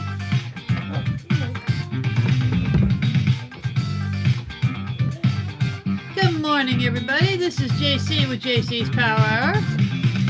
We're not going to have a full hour today. We're just going to, chill and hang out for a little bit.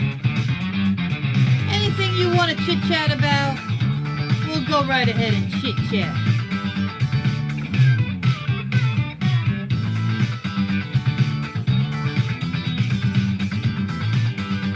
You know how it goes. I'll talk about almost anything except for religion and politics, because we all know that gets into a little bit of an argument slash discussion. Compound Concentrate and Coffee's guest is still here, Sir Joey. How you doing? If you have questions for him, I'm sure he might have an answer. Hopefully. My little co-host is checking him out, giving him the third degree, making sure that he is copacetic with the pug world. Everybody good there, Buggy? We good? We good? Yeah. He's such a little... She's gonna be mad now. He's such a little brat. This song right here that we are on is Stand Up by Lance Tabor.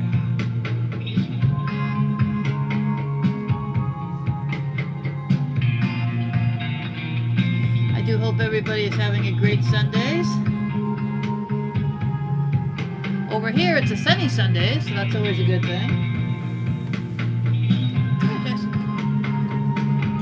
I hope you enjoyed the tour. Okay. Show me around. I had to drop our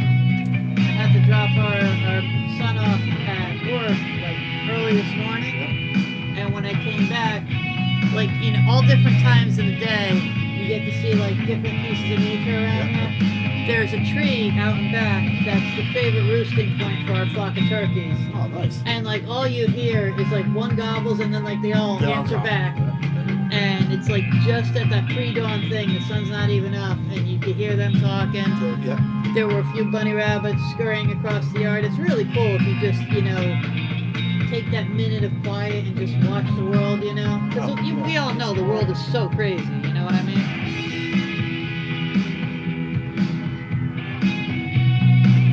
Joshua says if he finds himself out in the Seattle area, should hit up the Lion Pride music. Hit up Lion Pride music. If you're out in the Seattle area. He said that's his promotional company. Ah, cool. Thank you.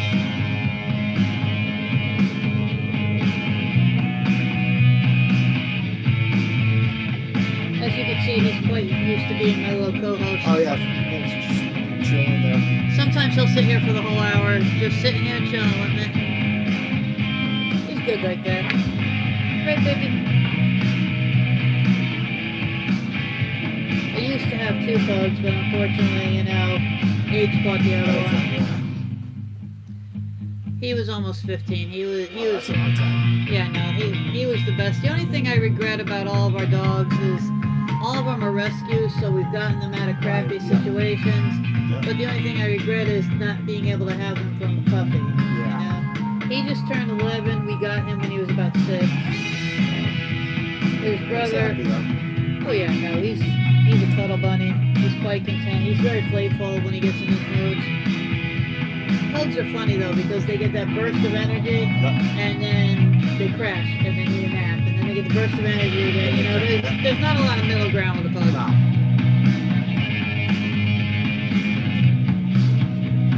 He was actually watching with me. I was rewatching the clip of the Westminster Dog Show.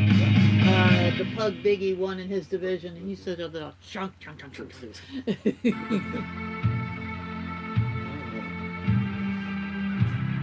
says, I could be a show dog. Look at that face. Look at that face. I honestly think there should be a special division for, you know, the not perfect dogs. You know, he lost an eye.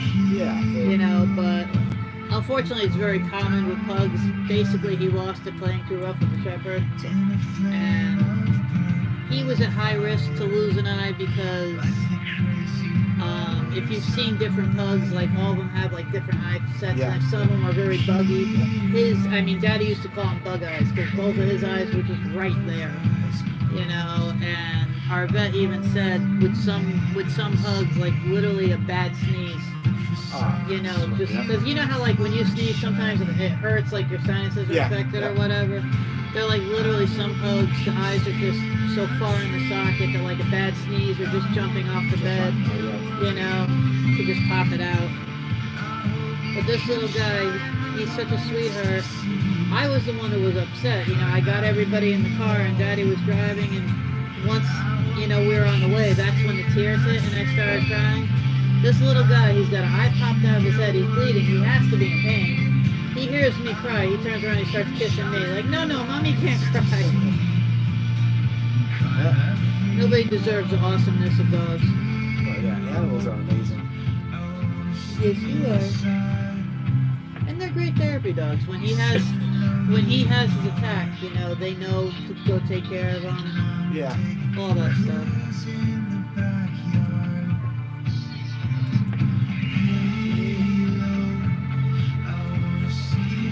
So in the sports world, in case anybody has missed it, he who shall not be named has been dropping music videos left and right. My laptop is fixed. And he is not getting good, let's just say he's not getting good press for what he's doing. He's like desperate to keep his name in. And it's just not happening.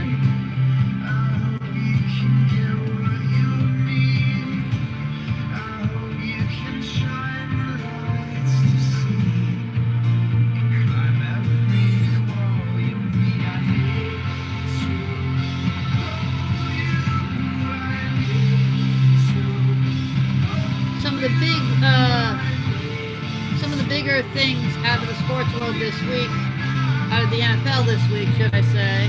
The Combine is still going on. We're still getting some really good times and some really good performances by some of these college kids. Again, this is their job interview. Of course you have to do good there. But remember what I always say, there is a difference between college and the NFL. And one of the things I like about my Steelers is we have some really good scouts, because you have to see the person, not just the talent. I mean, obviously you need the talent, but some of these guys can't turn the talent into production. Another big story. Every Dallas fan's favorite, Tony Romo, is now making stupid money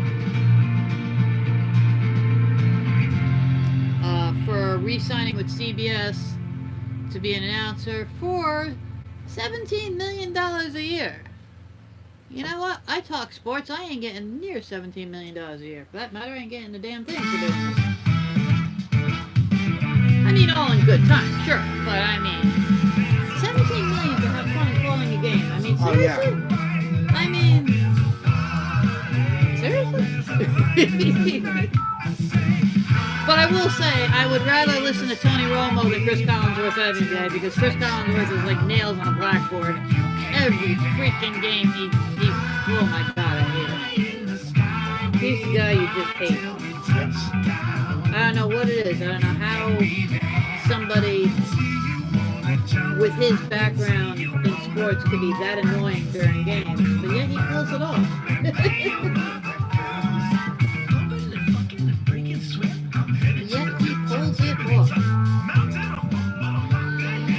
I do hope everyone is doing well out there.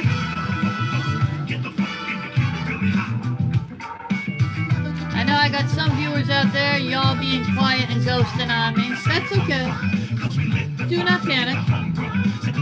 Brian shall return. He's not going to leave his guest in incompetent hands like mine for too long.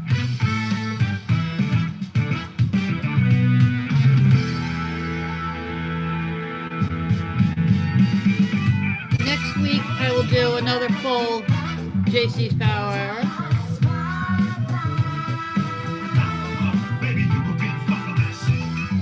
This week, the time is much better deserved to our joyous guest here. Besides, Sorry, technically, just sitting here because getting when my new addition to the house is coming. I thought it was 4 o'clock, now it's 2:15. uh-oh. Oh boy. Even Chase looks at you like, really? I know, they said 4 o'clock and now it's 2:15. They're just screwing up your schedule, man. Oh yeah. You gotta love when they do stuff like that. We had something delivered here a few years ago.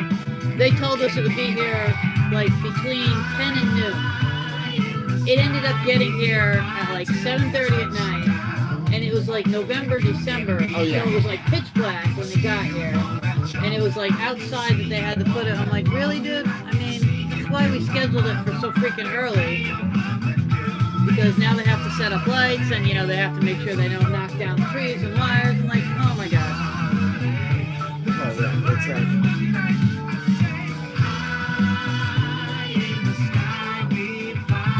I mean, I'm in the being a mailman, technically I'm in the delivery business, but you know, if you get an express and it says by noon, we get it there by noon. Great, because Mama knows what she's doing. Oh, my baby. Who's my baby? You'll chase right down on me.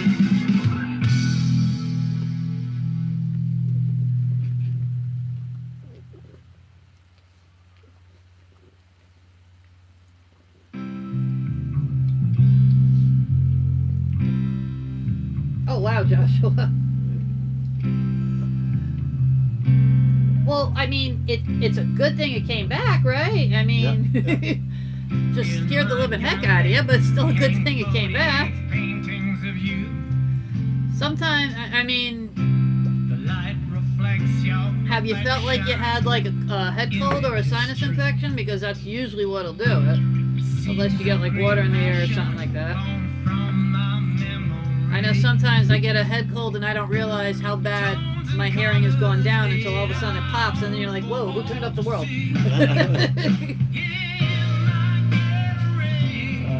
No, that's scary.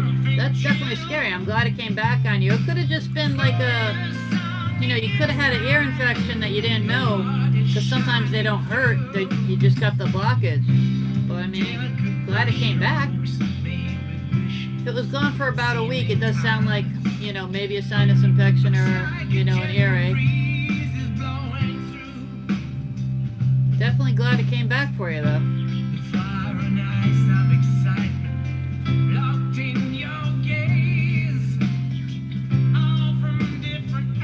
Well, you're lucky if you don't get sick. Maybe it just snuck up on you. Or it could have been something simple, like you could have even just gotten water in the air, like from a shower or something. And, you know, it just blocked it out and then all of a sudden decided to drain. But the important thing is, as freaky as it was, it's back. So, good thing. Good stuff. You know, it's very hard to talk like this. Might be.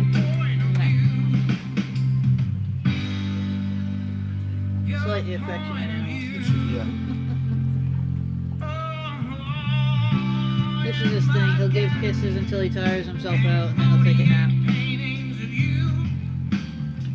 I'll be at the office. You know, it's hard to be a pug. It's hard to be this cute. Yeah, yeah. Look at this cuteness.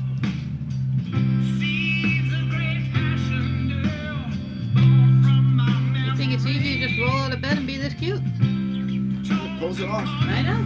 You're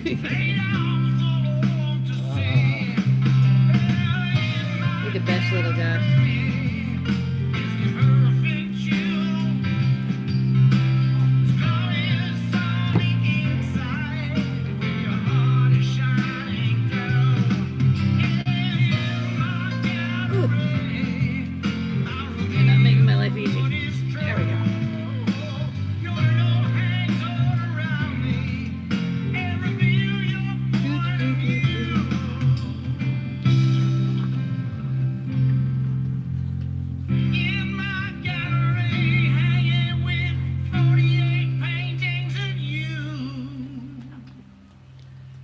for my golf fans out there, the Honda Classic is in its last day today. It's a close one. First 5 guys are only separated by 3 strokes. Tommy Fleetwood in the lead with a -5. Brendan Steele at -4. Luke Donald at -3. Lee Westwood at -3 also. And Daniel Berger at -2. They're all teeing off between 1 and 2. They're the last guys going out. They're in Palm Beach Gardens, Florida. In a nice golfing area where a lot of people tend to retire. Oh, definitely. If you couldn't hear for a week, then it definitely got right up in there. But again, good thing they're trained out.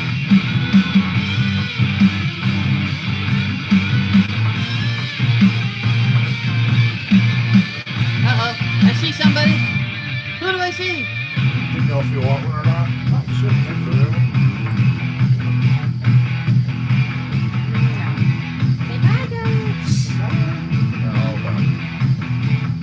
What's up, everybody? Always good seeing you. So, any Antonio Brown, anything? I did say he was not today. Antonio Brown.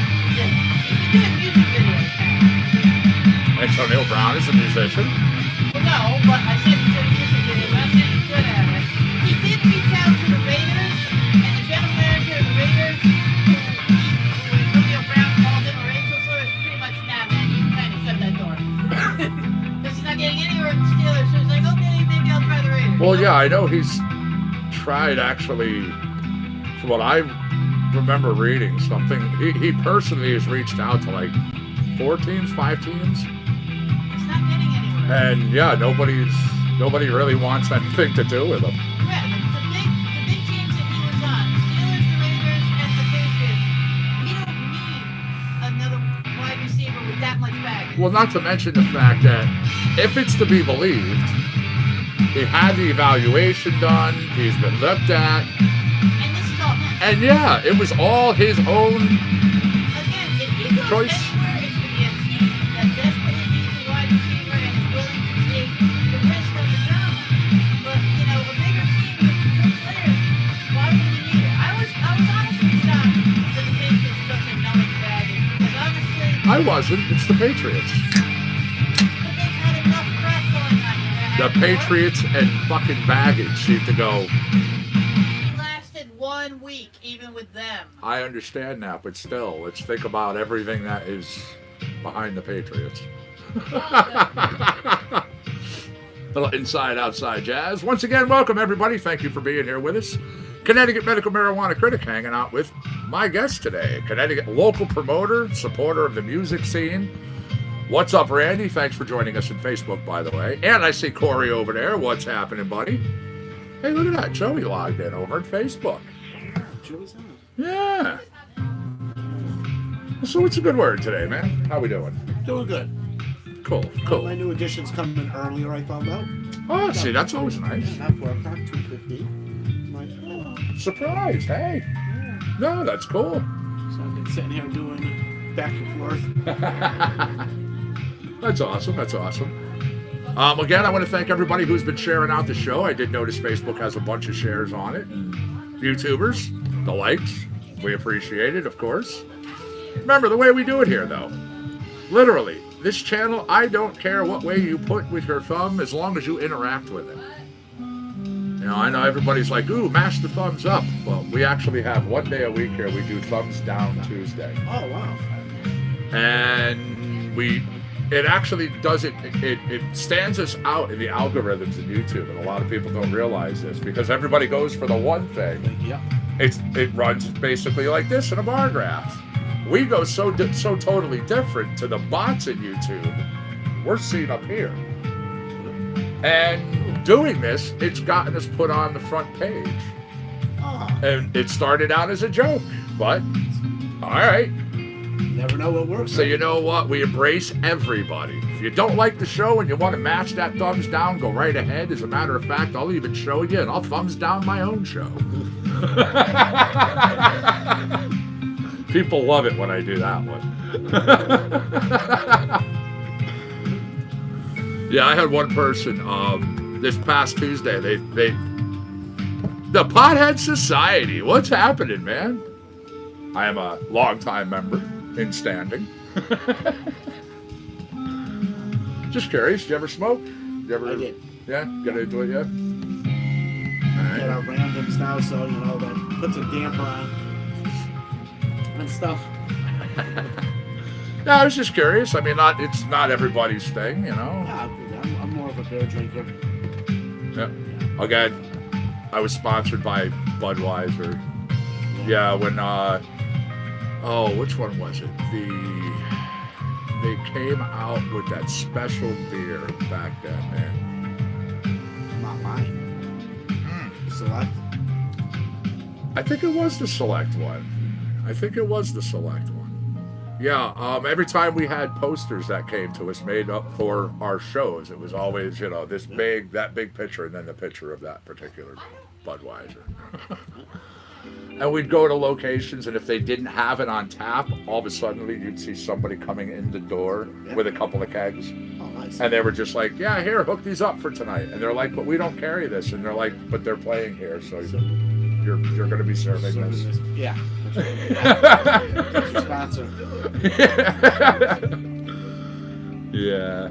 You're getting them for nothing here. My friends are going back to her house for a bit. I'll be back tonight, though. Okie dokie. Love you. Love you, Tom. See you later. Nice to meet you. Stay dinner. Take your chase with me. Of course you are. Yes, I am. Go ahead, Jason. You know the keys ago. Nah, I could hotwire that car like that. All right, now I was mentioning before we did our little walk, any individuals who might be interested in trivia. I'll pose a few questions and we'll see if you have some answers. I'll go easy on you at first, okay? We'll do it nice. When was the Declaration of Independence signed? I'll accept a year. I mean, if you have the full date, but I'll accept a year. We're free in 1776, so I don't know if we got signed in that same year. If it was 1777. Yeah, you were actually correct. In 1776. Yeah. It was July 4th, 1776 is what most people think. That's actually the wrong answer. Yeah, it was signed August 2nd of 1776. Yep, while the Second Continental Congress initially met in Philadelphia to discuss the country's future in July and declared America's independence from England on July 2nd, the final draft of the independence was not ready and finished until July 4th. It wasn't actually signed until August of that year. So, we actually celebrate what was on the document's text rather than the actual, just a little something.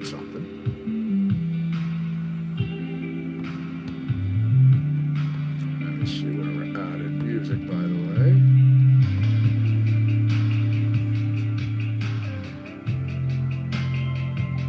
And I see, yes, YouTubers had it as well. We had, I don't think any response come up. Nope, no response whatsoever at Facebook. So basically there were tumbleweeds running across their chat. Come on, Facebook.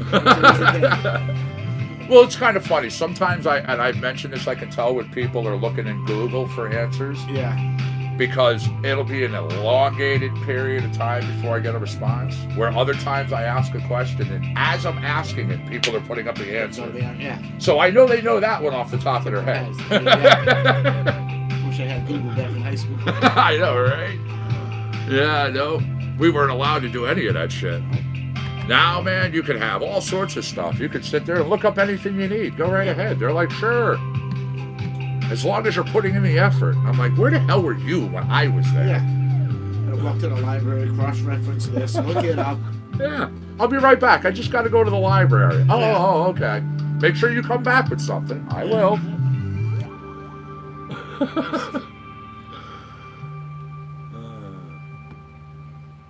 So, what did Paul Revere shout on his midnight ride in 1775? And I will tell you right now, again, the wrong answer is the British are coming. Get the hell out of the way. Get out of Dodge. Yeah, a lot of people are under the misconception that his midnight run was the British are coming. Could he have said the Redcoats? Well, all right, redcoats were back then. It was a common thing, but actually it wasn't what he was using. Yeah. Those are my two guesses. Now, some people, there's actually been a debate because it was supposed to be a covert mission. So some always say that he didn't say anything at all. However, what the term back then for those that were in the service and others was the regulars. So most likely response was, it was the regulars are coming. Yeah. Yep. Again, Stoner could teach you a thing or two. Even I have to look some of this stuff up. I mean, you know, I don't know it all.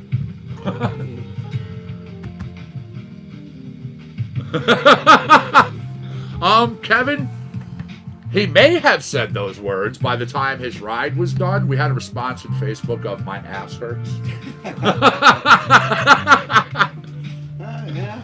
When you get off a horse, especially from a long ride, yeah. Oh yeah, no, it's kind of your ass, but it's actually just below and it's in your legs more. Yep. Because of the way you have to sit in your proper riding stance. That's why they bounce when they ride. Yes. So it doesn't hurt. I learned that when I took riding lessons a long time ago. Alright, where are we at here? Let's see really quick. Alright, we're good on music right now. Once again, at least we got Facebookers and YouTubers that are putting in responses. So people are trying. I would give you creative points for the my ass hurts question or response. I mean, if that's cool for you. You know, I've often done that. I've told people, if you don't know and you can just put up something that like makes people in chat, including myself, stop and are like, look at it, yeah, that's a point. Yo, this response, absolutely. Yeah. Creative points. Yep.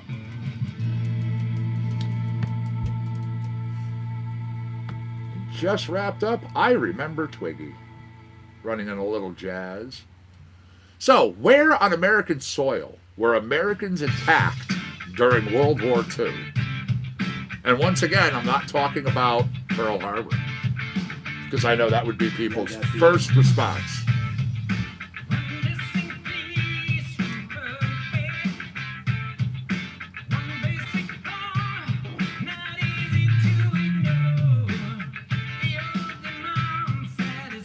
Yep. Yeah, hit. Pearl Harbor, not the only time that the United States was attacked during World War II. And it's again, something that a lot of people don't talk about or realize. Was it on the East Coast?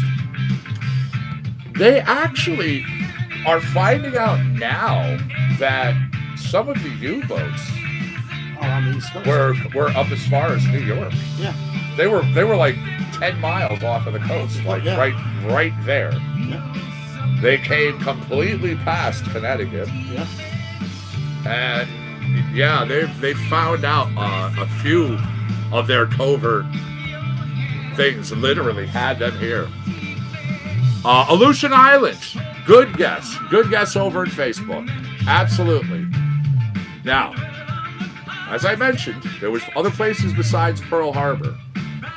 So, you got what? Out of 1, 2, 3, 4, 5, 6, 7. 7 spots total that I'll accept.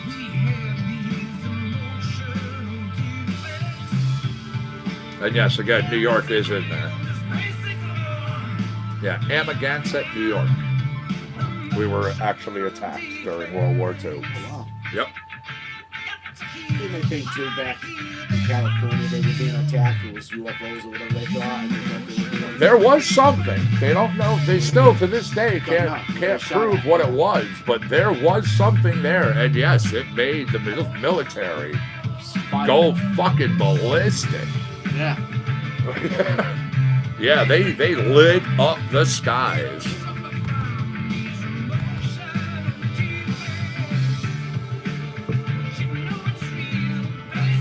All right, there you go. You got another spot, Facebook. Another spot, another response with Oregon. That is correct.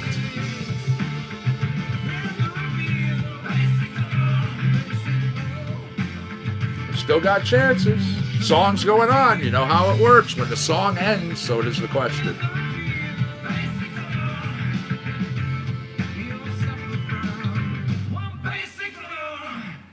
And there it goes.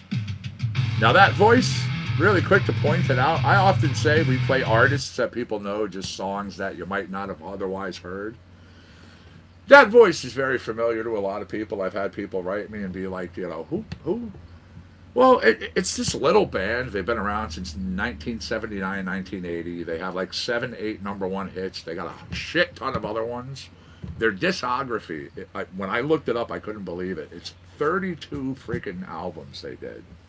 Shit. The Fix. Wow. That's Cy Coonan. That's the lead singer of The Fix. That's just him doing some solo stuff. 42 out. Yeah, I didn't realize they No, had either. that much. And on his solo stuff, he's done like another 5 or 6. The dude just loves to work. Oh, yeah. So, what I was talking about, all the spots that we had been attacked. Well, Pearl Harbor, as we know, Santa Barbara in California, Brookings in Oregon, Hammond in Oregon, Amagansett in New York, in New York, Point Verde Beach in Florida, and then there was actually found out afterwards there was a nationwide espionage ring and network that was running through like so many coasts, so many areas. Yeah. So, and this was verified according to History.com and the History Channel and some other things. The December 7th, 1941 attack on Pearl Harbor was one of the 5 attacks that simultaneously went on, actually. But because they only talk about Pearl Harbor. Because it was one of the major, like, Major ones. and did like the biggest impact, sinking of the boats, the Yeah. ships, you know, the Arizona, things like that. Mm-hmm. So, Facebook and YouTube actually. You know what? I'm going to give you both half a point each. You both had responses within the range of what I would have accepted. But yeah, it's pretty amazing when you look up again with history. I always liked history, even as a kid. Oh, history, yeah. I was just, very, very curious. Science was another thing I always liked. Huh. There we go. A little Brent Bourgeois. This gentleman here is actually Compound Concentrates and Coffee's liaison through Facebook corporate headquarters. Song's called Standing Rock. This guy's all over the place in music. You find him in everywhere. Loves to play. All right, here we go. Here's not a brain rattler. What were the names of Christopher Columbus's ships?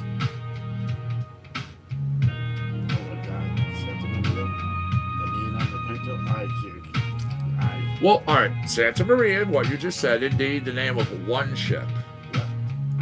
Although the crew itself called it the Galligan, after the province where it was built.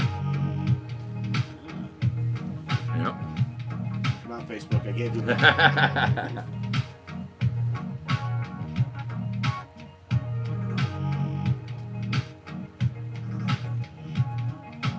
All right, Nina was a nickname of one of the ships. So, YouTubers, okay, I will give you that one. It actually wasn't the legit name, but again, one of the thing that the crews used. Yep. Now, you both have said the Pinta. Now, it wasn't officially deemed the Pinta.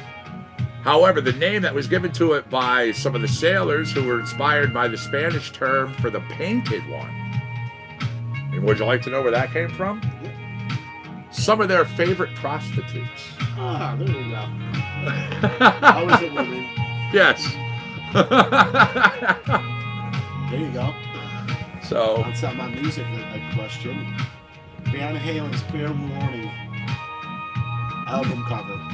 Where'd that come from? now, isn't that, I would say, isn't that the one that's the flag? Is that the red and white one? Red and white one's Diver Down. Diver Down, right. I was going to say, Fair yeah. Warning.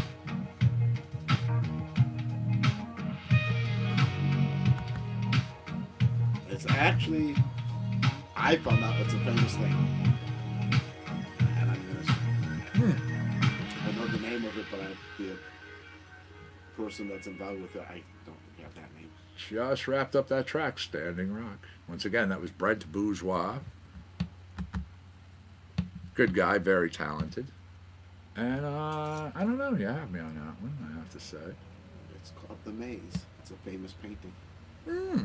And they showed it. Okay. Picture, and that's where they got their album coming from that piece of artwork.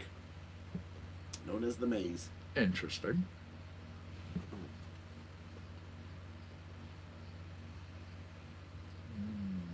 Okay, let's grab us another track while I figure out what we're going to do next in questions.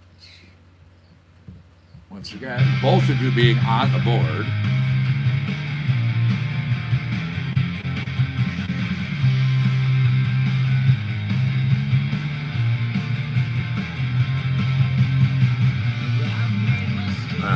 I have to say, I think it's funny. I didn't know that part about the prostitutes. Yeah, me either. Yeah.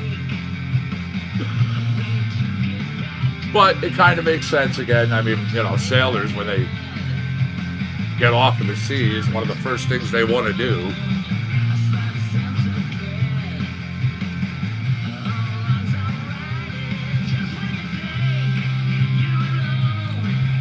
what would be the deadliest on-impact bombing during World War II? And again, I'm going to give you a hint. It was not actually Hiroshima. My brother. I have to take after my phone. Oh, absolutely. Absolutely. No, I'm happy for you. Surprises me when That's what I'm saying. I'm happy for you. But hey, sooner the better for me, though. No, absolutely. That's all. Surprises are always nice. Yeah. This was I thought it was going to be later, but this was a welcome surprise. Not a problem. So yes, the question. What was the deadliest on-impact bombing of World War II? And no, not Hiroshima. Oh my God, what was the other time?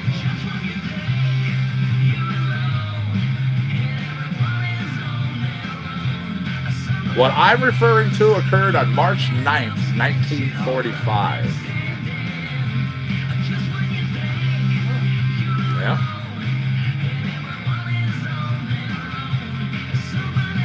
There you go. That's right, YouTubers. Tokyo. Again, kind of weird. I'm like, yay, bombing. Look at the fireworks. But no, correct answer. And yes, March 9th, 1945. They actually dropped it on Tokyo, Japan. Here's another pet peeve that just started.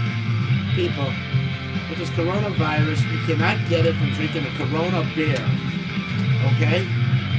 You can't. I don't drink, but when I first heard that, it made me laugh. I'm like, literally, that is just reaching for. And the Chinese food in this country, you're not going to get it by Chinese food either. Stop. No, considering they cook Chinese food made to order. Yes, and it's in Italy, and nobody's stopping eating meatballs and pasta. Okay.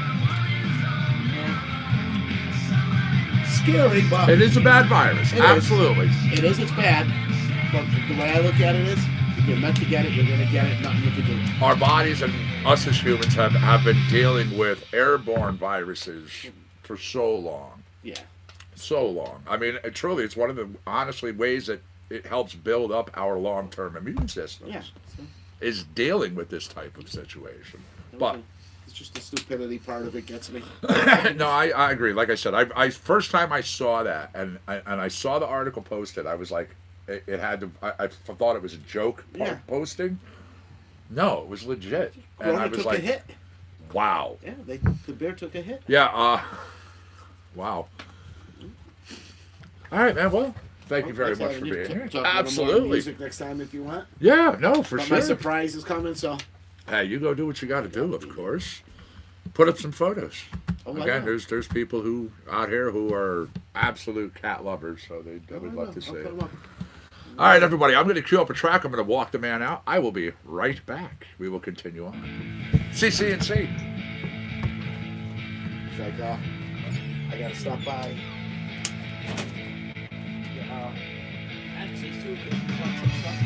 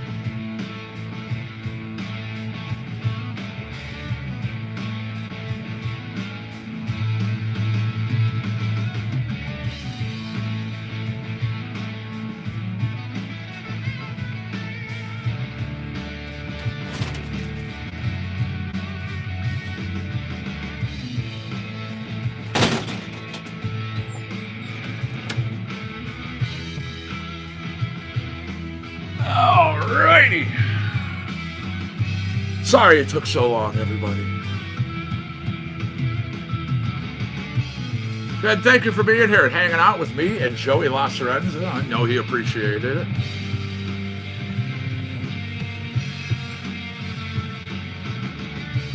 Said he had a good time, yeah. Looking forward to coming back again.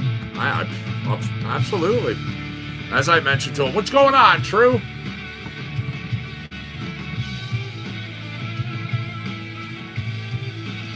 All right, now, going back to the trivia answer, though. March 9th, 1945. American B-29s dropping incendiary bombs on Tokyo. Yeah, they destroyed a large part of the city.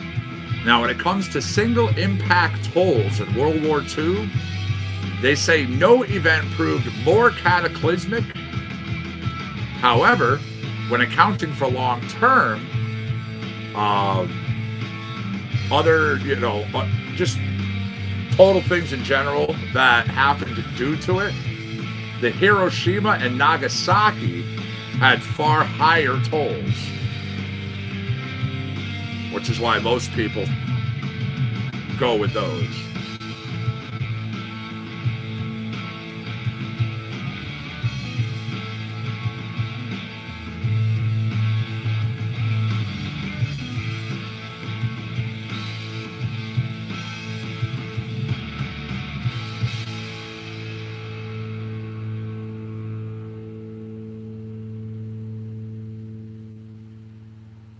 All right.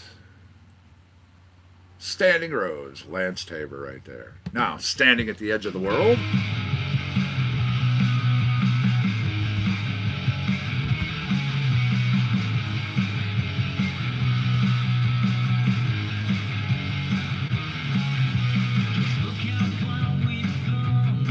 Unfortunately, Americans are known for doing things that they don't need to do.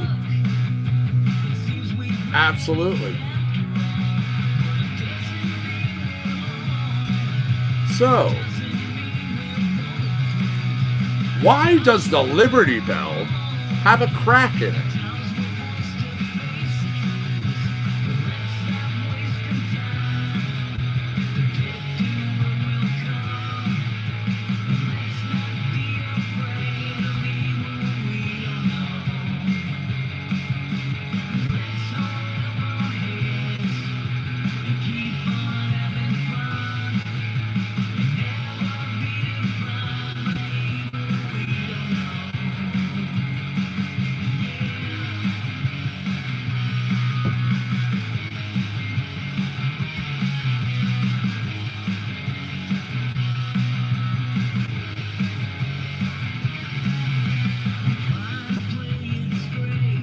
right, I've got responses on the board.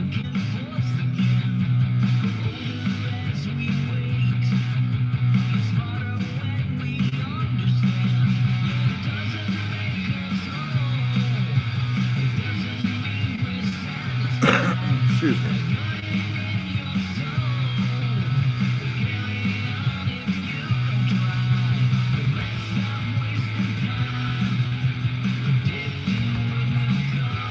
Hi, Brandon. Thanks for joining us at Facebook. All right, again, I have responses to my question. The question being, why does the Liberty Bell have a crack in it? Common misconception. Over-enthusiastic patriots.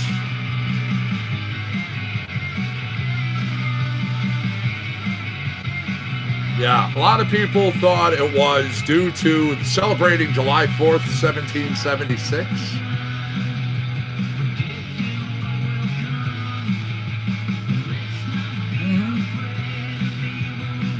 Well, all right, YouTubers.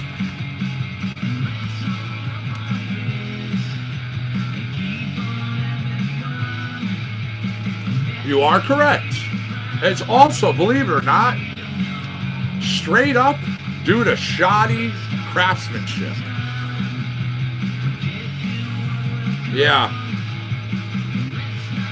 Since that bell was first cast, since it was first made and poorly cast, is one of the things, the mistakes in the bell themselves have been addressed. Yep. Have been addressed many times over the years. However, things still, they keep showing up. The major split that everyone knows, the biggest one that we see today, yeah, actually, its initial point, it started showing up, was back in the 19th century. Yep. So, good job, good job. You didn't let Matthew out, did you? He would be out here. Just making sure what's in there. Alrighty.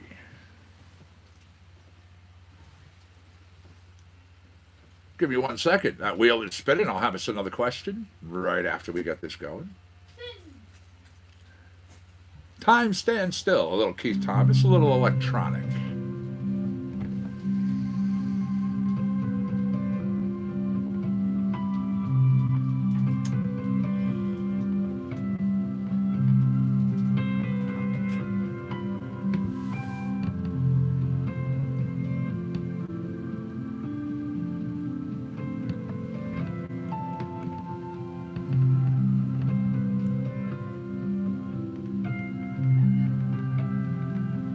And Facebookers, I know early influences of what as you described, being a hippie, traced back to early Europeans,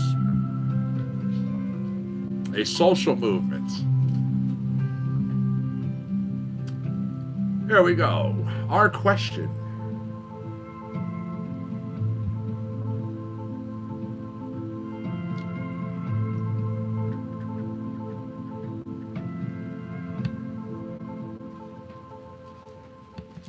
Who paid for the Statue of Liberty?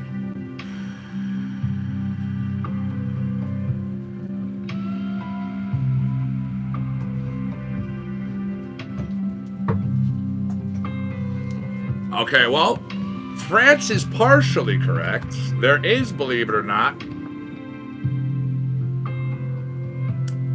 yeah, there is, believe it or not, a second part to that, though. Yeah, France responsible for that iconic statue. However, there is another city that was responsible for helping to do things. Basically, they had to scramble to crowdfund.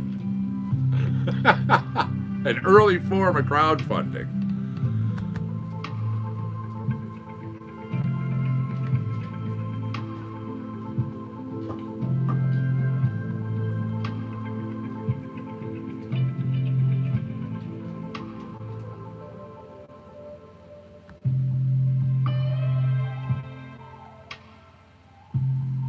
Yes, believe it or not, funded. Uh-huh. Yes, the Statue of Liberty.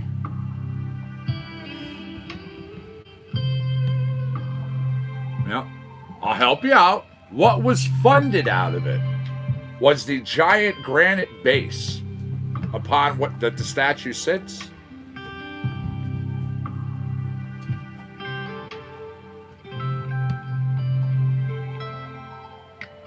Yeah, there was even at one point other states. There were two other states. Two other cities, I should say, who had the funds available and even made attempts to have the statue erected in their cities instead.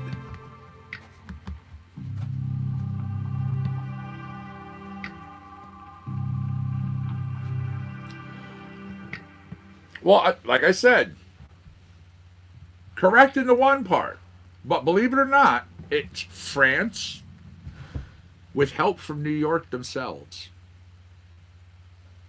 Yeah.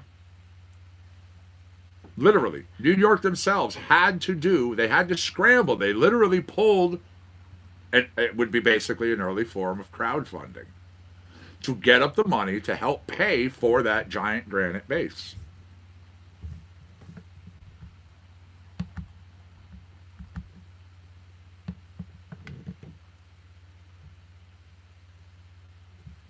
Yeah. Let me grab us a track. I've got that wheel spinning.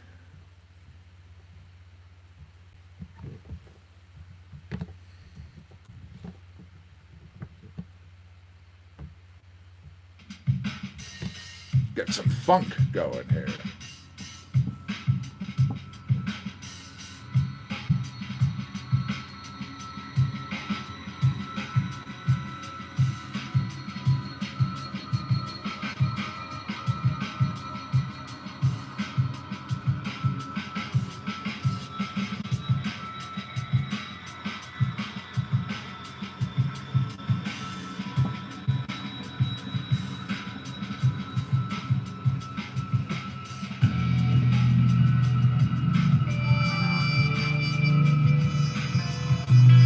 All right.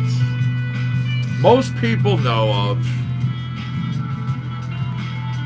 the Battle of Normandy, being a major battle, the storming of Normandy.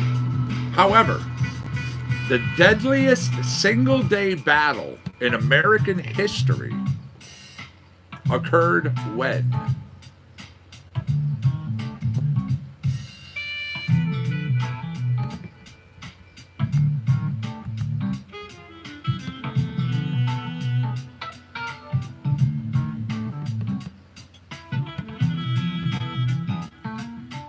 That is correct, YouTubers.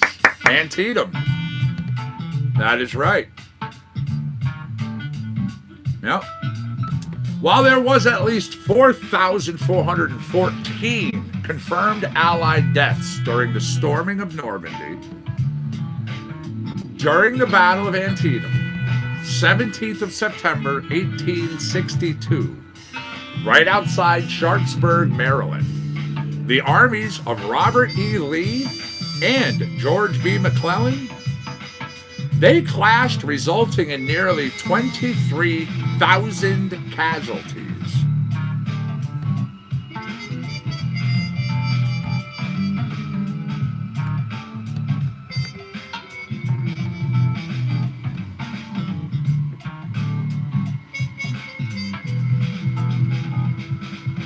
And you are correct, Connecticut is well known for stone, Jerry. No doubt.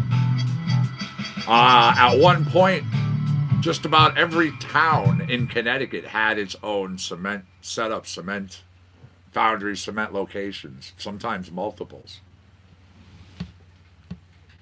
What's up, Russ? How are you, man? Nice to see you over there in Facebook land.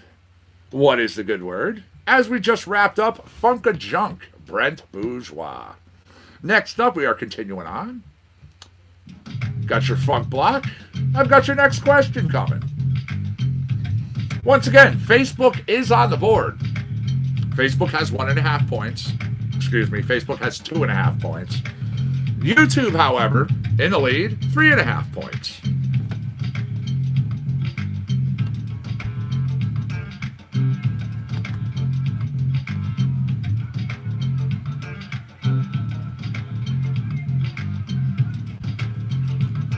All right. We've actually discussed this before. Now I'll be curious to see who maintained and who retained. The first car invented by whom?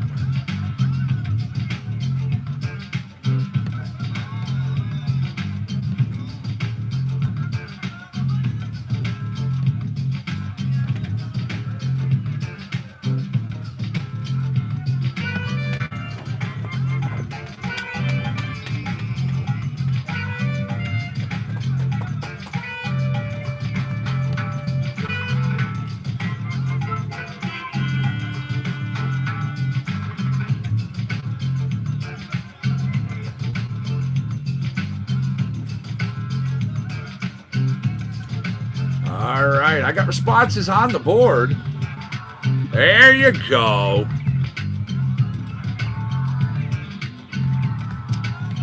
Nope. Common misconception, Facebookers. The Model A guy. That would be Henry Ford. However, no, that is incorrect. Believe it or not, YouTubers, that is correct. Carl Benz. Self-propelled vehicles already around when Carl Benz, the man behind Mercedes, invented his first. Well, it was done in 1885. Now, by 1889, Benz was exhibiting his Model 3 commercial vehicle at the Paris World's Fair. Henry Ford's Model T didn't hit the market until 1908, as everyone knows. Yeah. Very first one done by Carl Benz. And another thing that a lot of people are under a misconception of is the electric car. And people go, ooh, that's new technology, you know? Elon and all that. Nope. Electric cars were around in the 1800s, late 1800s. You were a nut to drive one, basically, but yeah, you could have yourself one.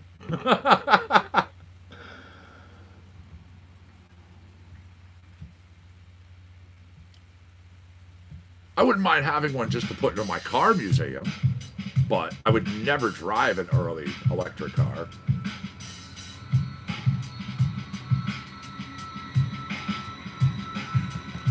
Why was Chicago originally given the nickname the Windy City? And it's not simply because it's very windy.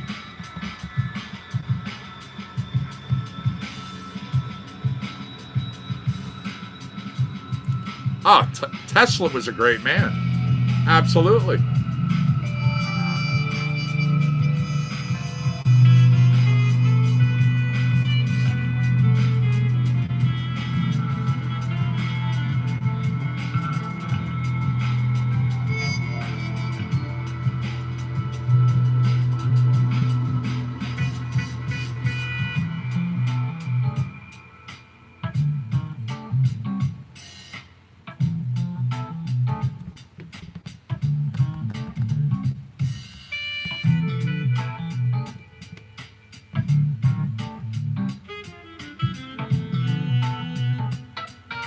That is correct, YouTubers.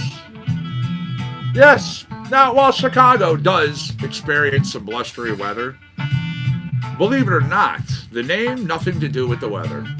Now, in fact, according to USA Today's reports, Chicago doesn't even crack the top 10 as far as windiest cities go. Yeah, it actually ranks, it's ranked by average wind speed. Rather, it picked up its nickname due to long-winded politicians rising to power during the early 19th century. Individuals who would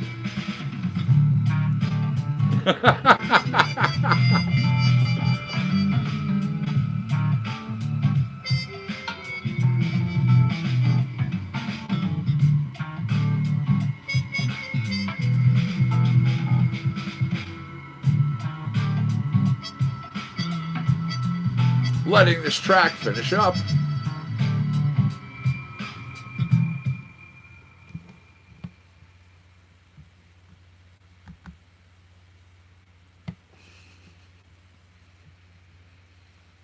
Again, that was called Funk a Junk. Little Brent. Next up, we'll do a little fashion for funk.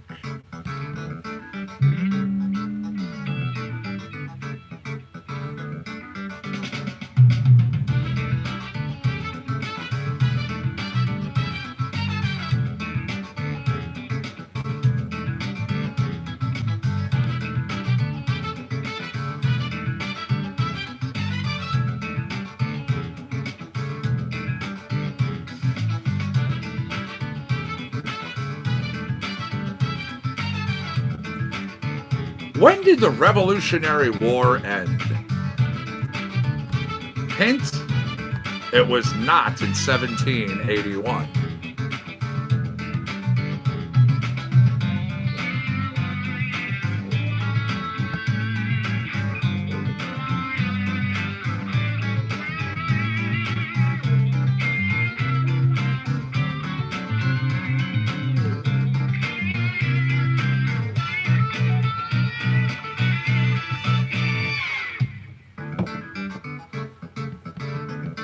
That is correct.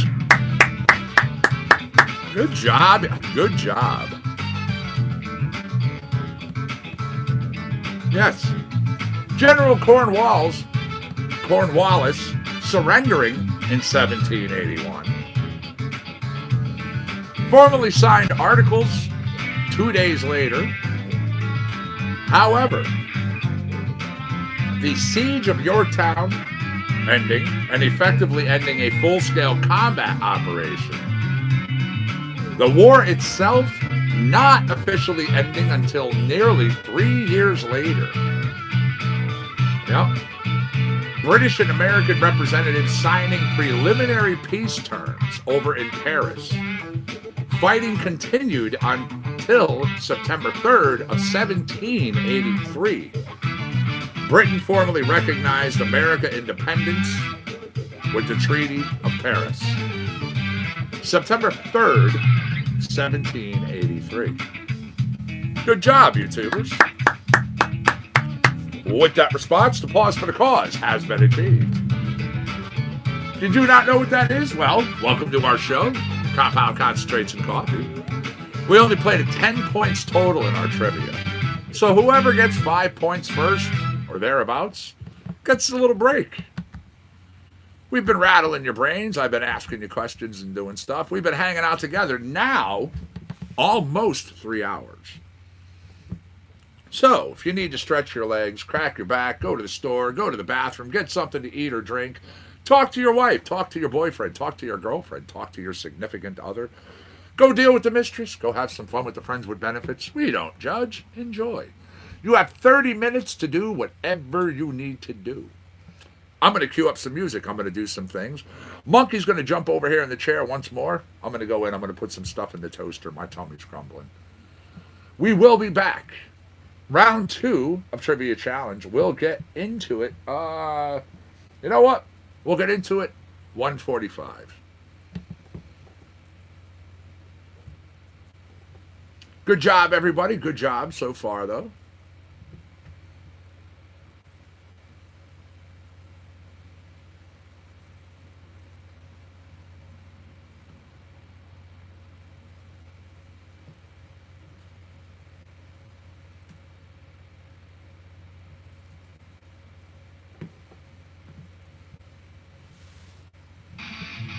Little staring into madness.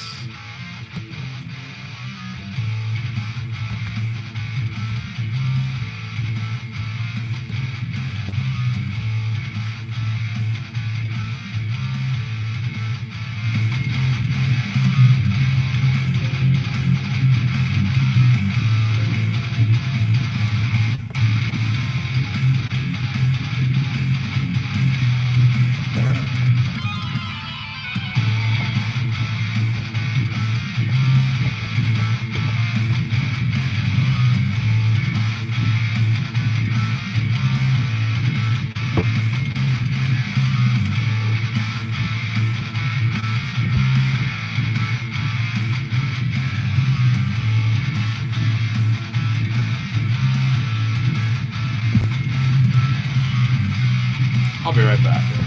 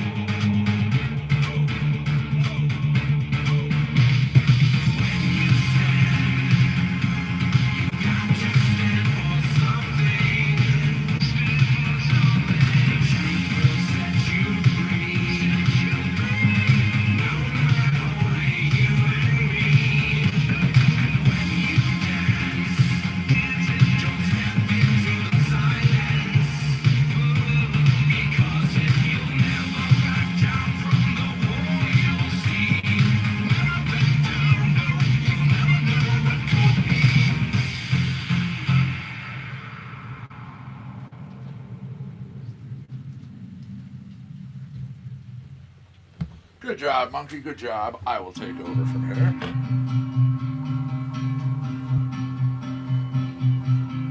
Yeah. Howdy, everybody. Looking for the magic wand. On the road from dusk till dawn. Everything that could go wrong, yeah, came on strong like a sunset song. I think I'm falling in a rut. My bank account is all bankrupt. The spooners with the flames in, with the poison, met me like a deep, deep cut. Look at the facts, I'm all out of the stacks. And the devil's breaking my back. Hide it for the rest of my life. Like the in this whole so finite. I think it's too late, I done deal with the pact. I bargained with more than just snacks. Spinning so tight, I draw open and wide out. Lost in the minds of how pathetic is that. Where did we go wrong? I've been searching for clues. Thinking all along. All this hurt is 'cause you.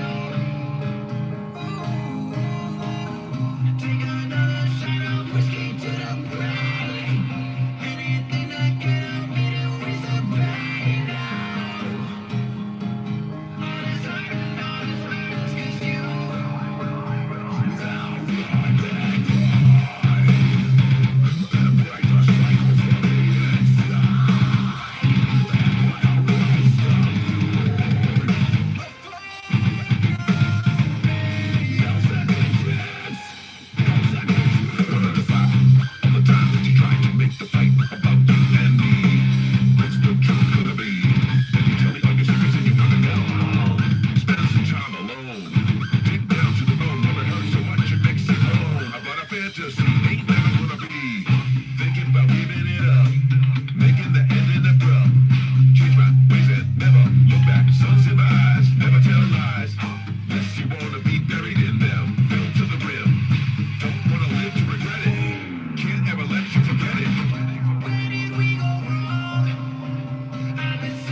I've been searching for clues.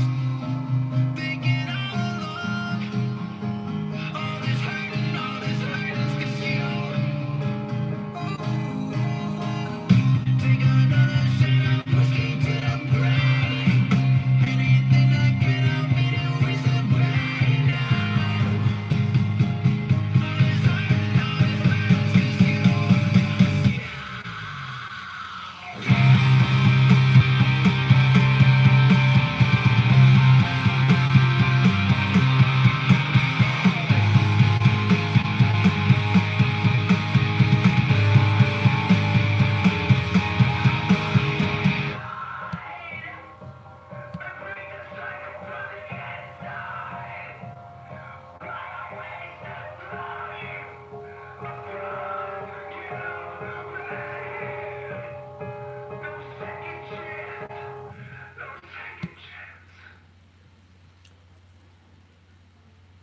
All right. Kiwi Dub. This tune is going to take us back into round 2.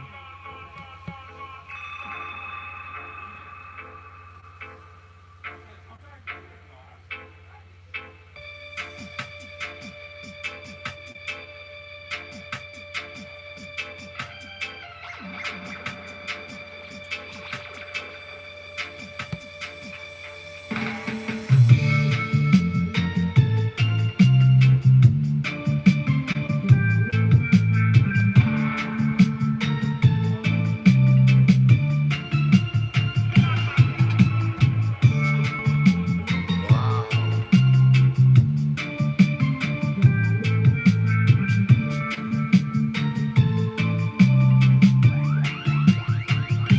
3 hours and 20 minutes gone. Shit, we're coming closer and closer to the end of our show.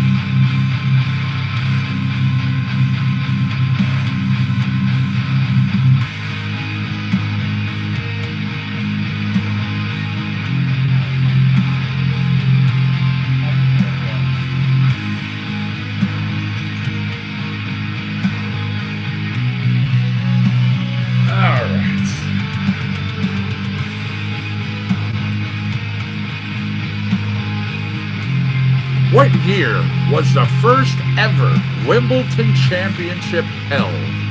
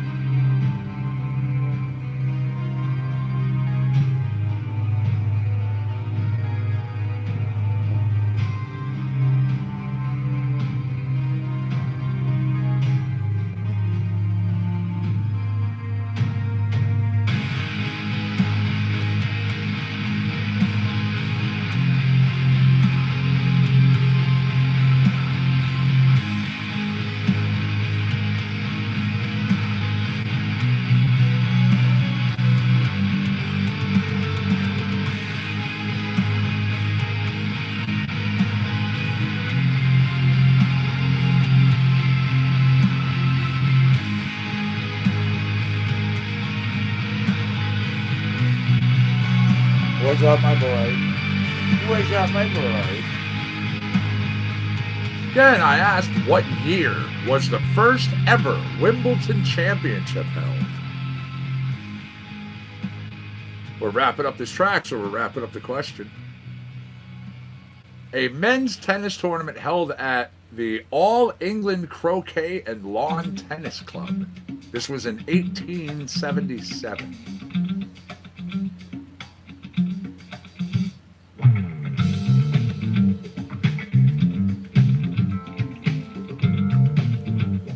All right. Hg. A chemical symbol for what element?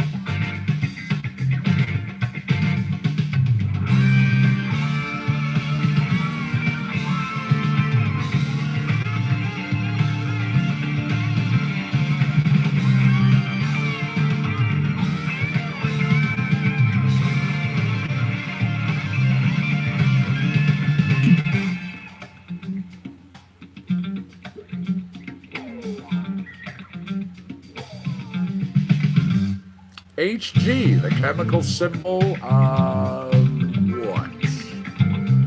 Come on. Somebody knows it. I have faith in you.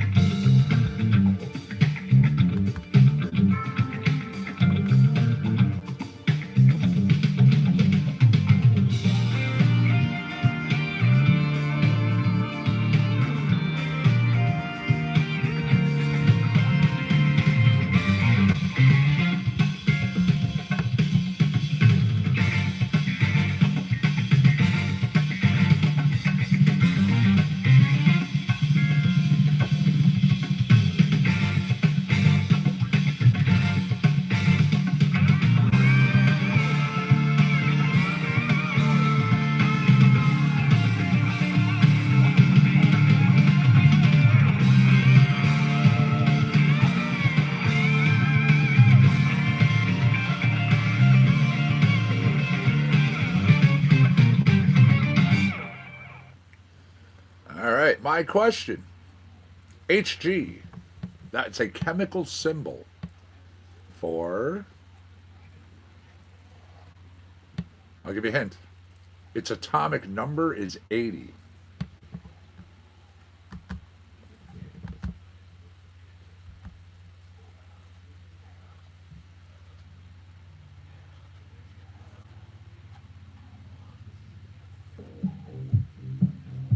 I was looking for Mercury. Yeah.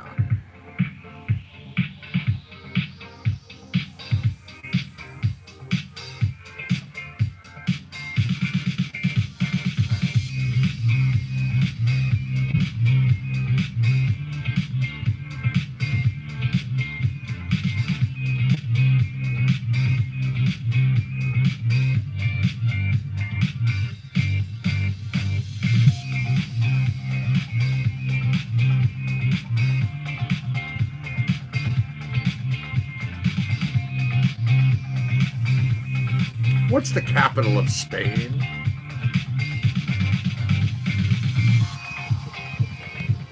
I saw your response over there, YouTubers. It wasn't what I was looking for, but thanks for trying, though.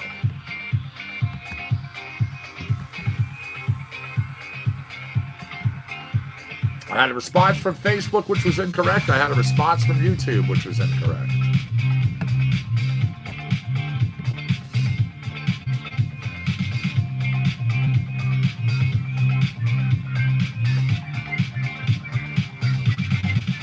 What is the capital of Spain?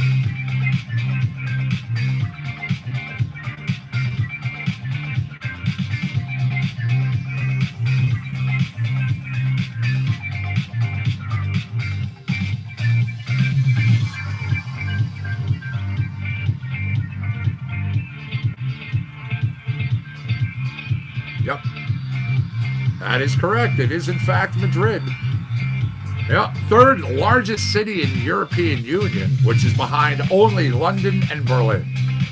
The capital and the largest city of Spain, with a population roughly 3.2 to 3.5 million people.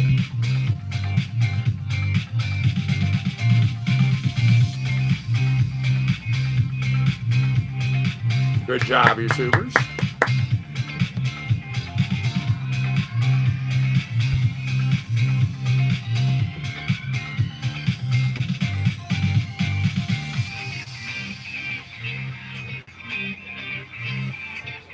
All right, you know what? We've discussed this one before. I'll be curious to see who retained.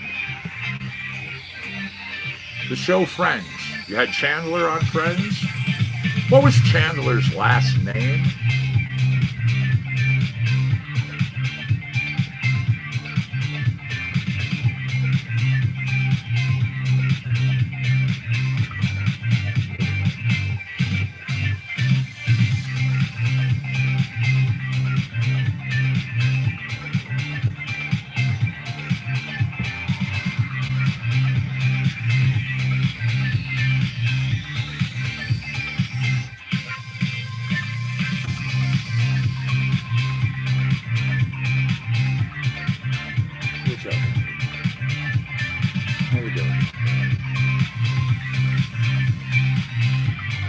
What's up, Paul? How are you, my friend? Nice to see you in YouTube land. Thanks for joining us, and happy SunDaze to you, too.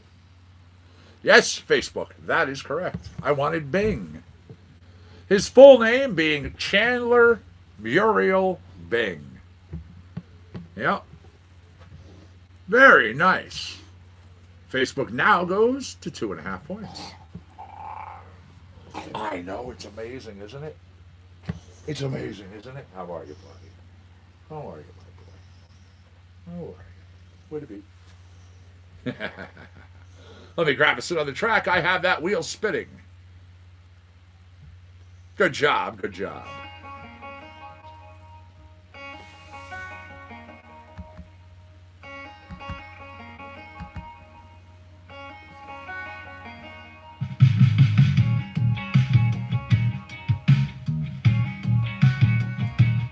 All right. Roughly, how many taste buds does the average human tongue have? Thank you, Gladys.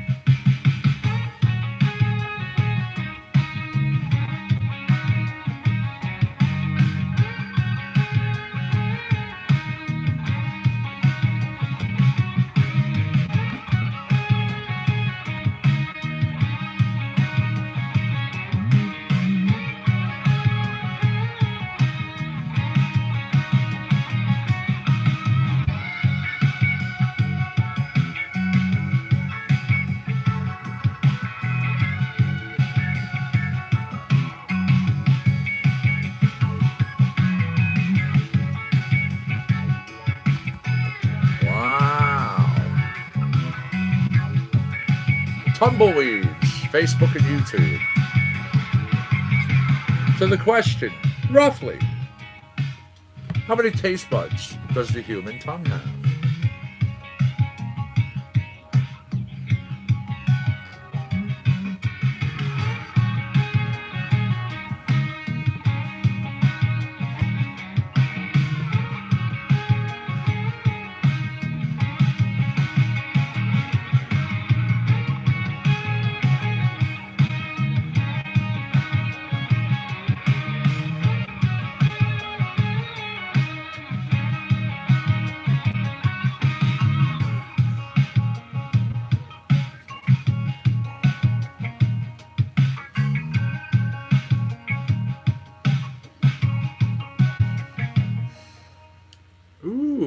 That track is over. So is our question. So, taste receptors, which sends information, of course, to our brains. The average, and I say average, and I even put it that way as roughly because literally, it can range anywhere between 2,000 to 10,000 taste buds. Yep, there you go. YouTubers having 10,000 up. You know, I give you your points where the points are due. Yeah, I mean it's a wide berth, literally, 2 to 10,000. Very nice. Spin that wheel. Grab us another track. All right, I am noticing really quick too. I just want to acknowledge. I see I have, I believe it was 4 people on my list today with birthdays. We have Cannabeth, Terry Lee, Rob, actually Sydney, and Rob. Well, Rob. Yep. No, 2 accounts. All right. So, going to play this track for them. It is Happy Birthday, Brent Bourgeois style.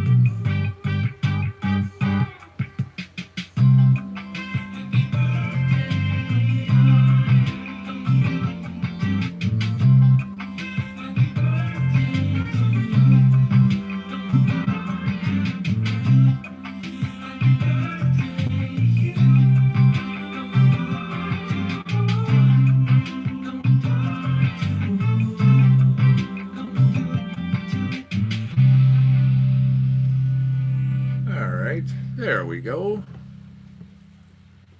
Once again, to the 4 people on my list who have birthdays, happy birthday, everybody.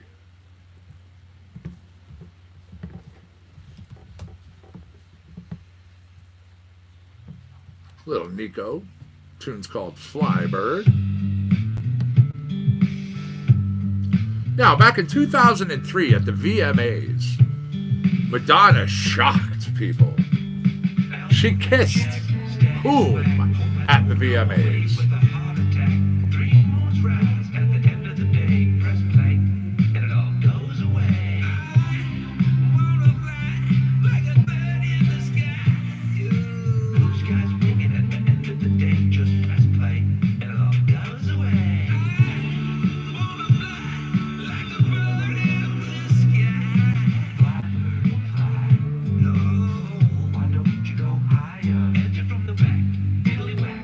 It's like a hurricane.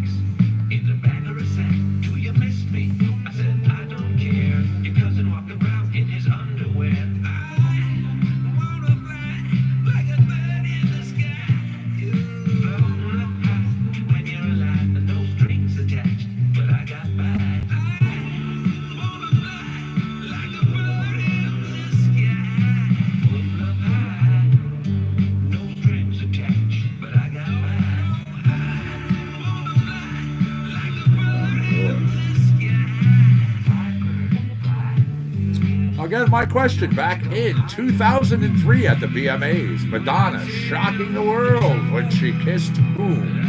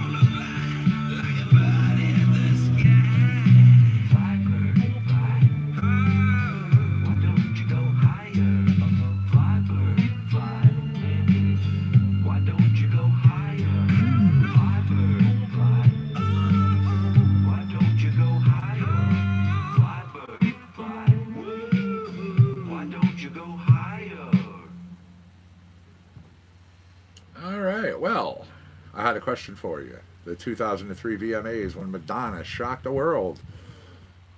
Don't know why.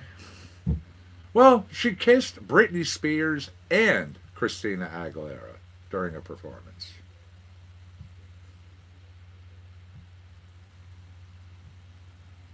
Oh, better nails, little Nico.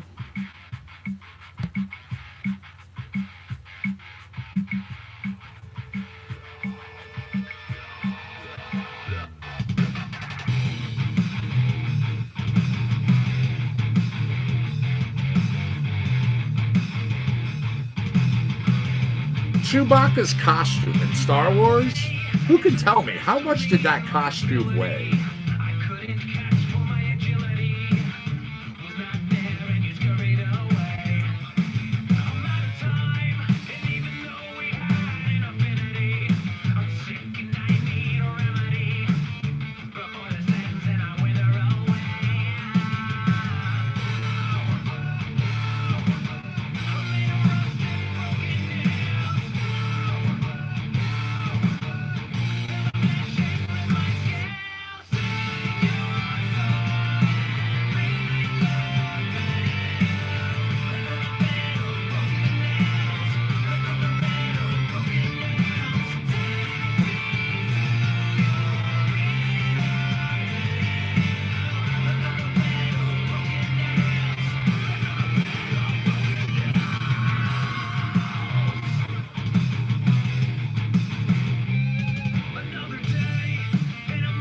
One second, YouTubers. Got to do a quick adjustment on your video.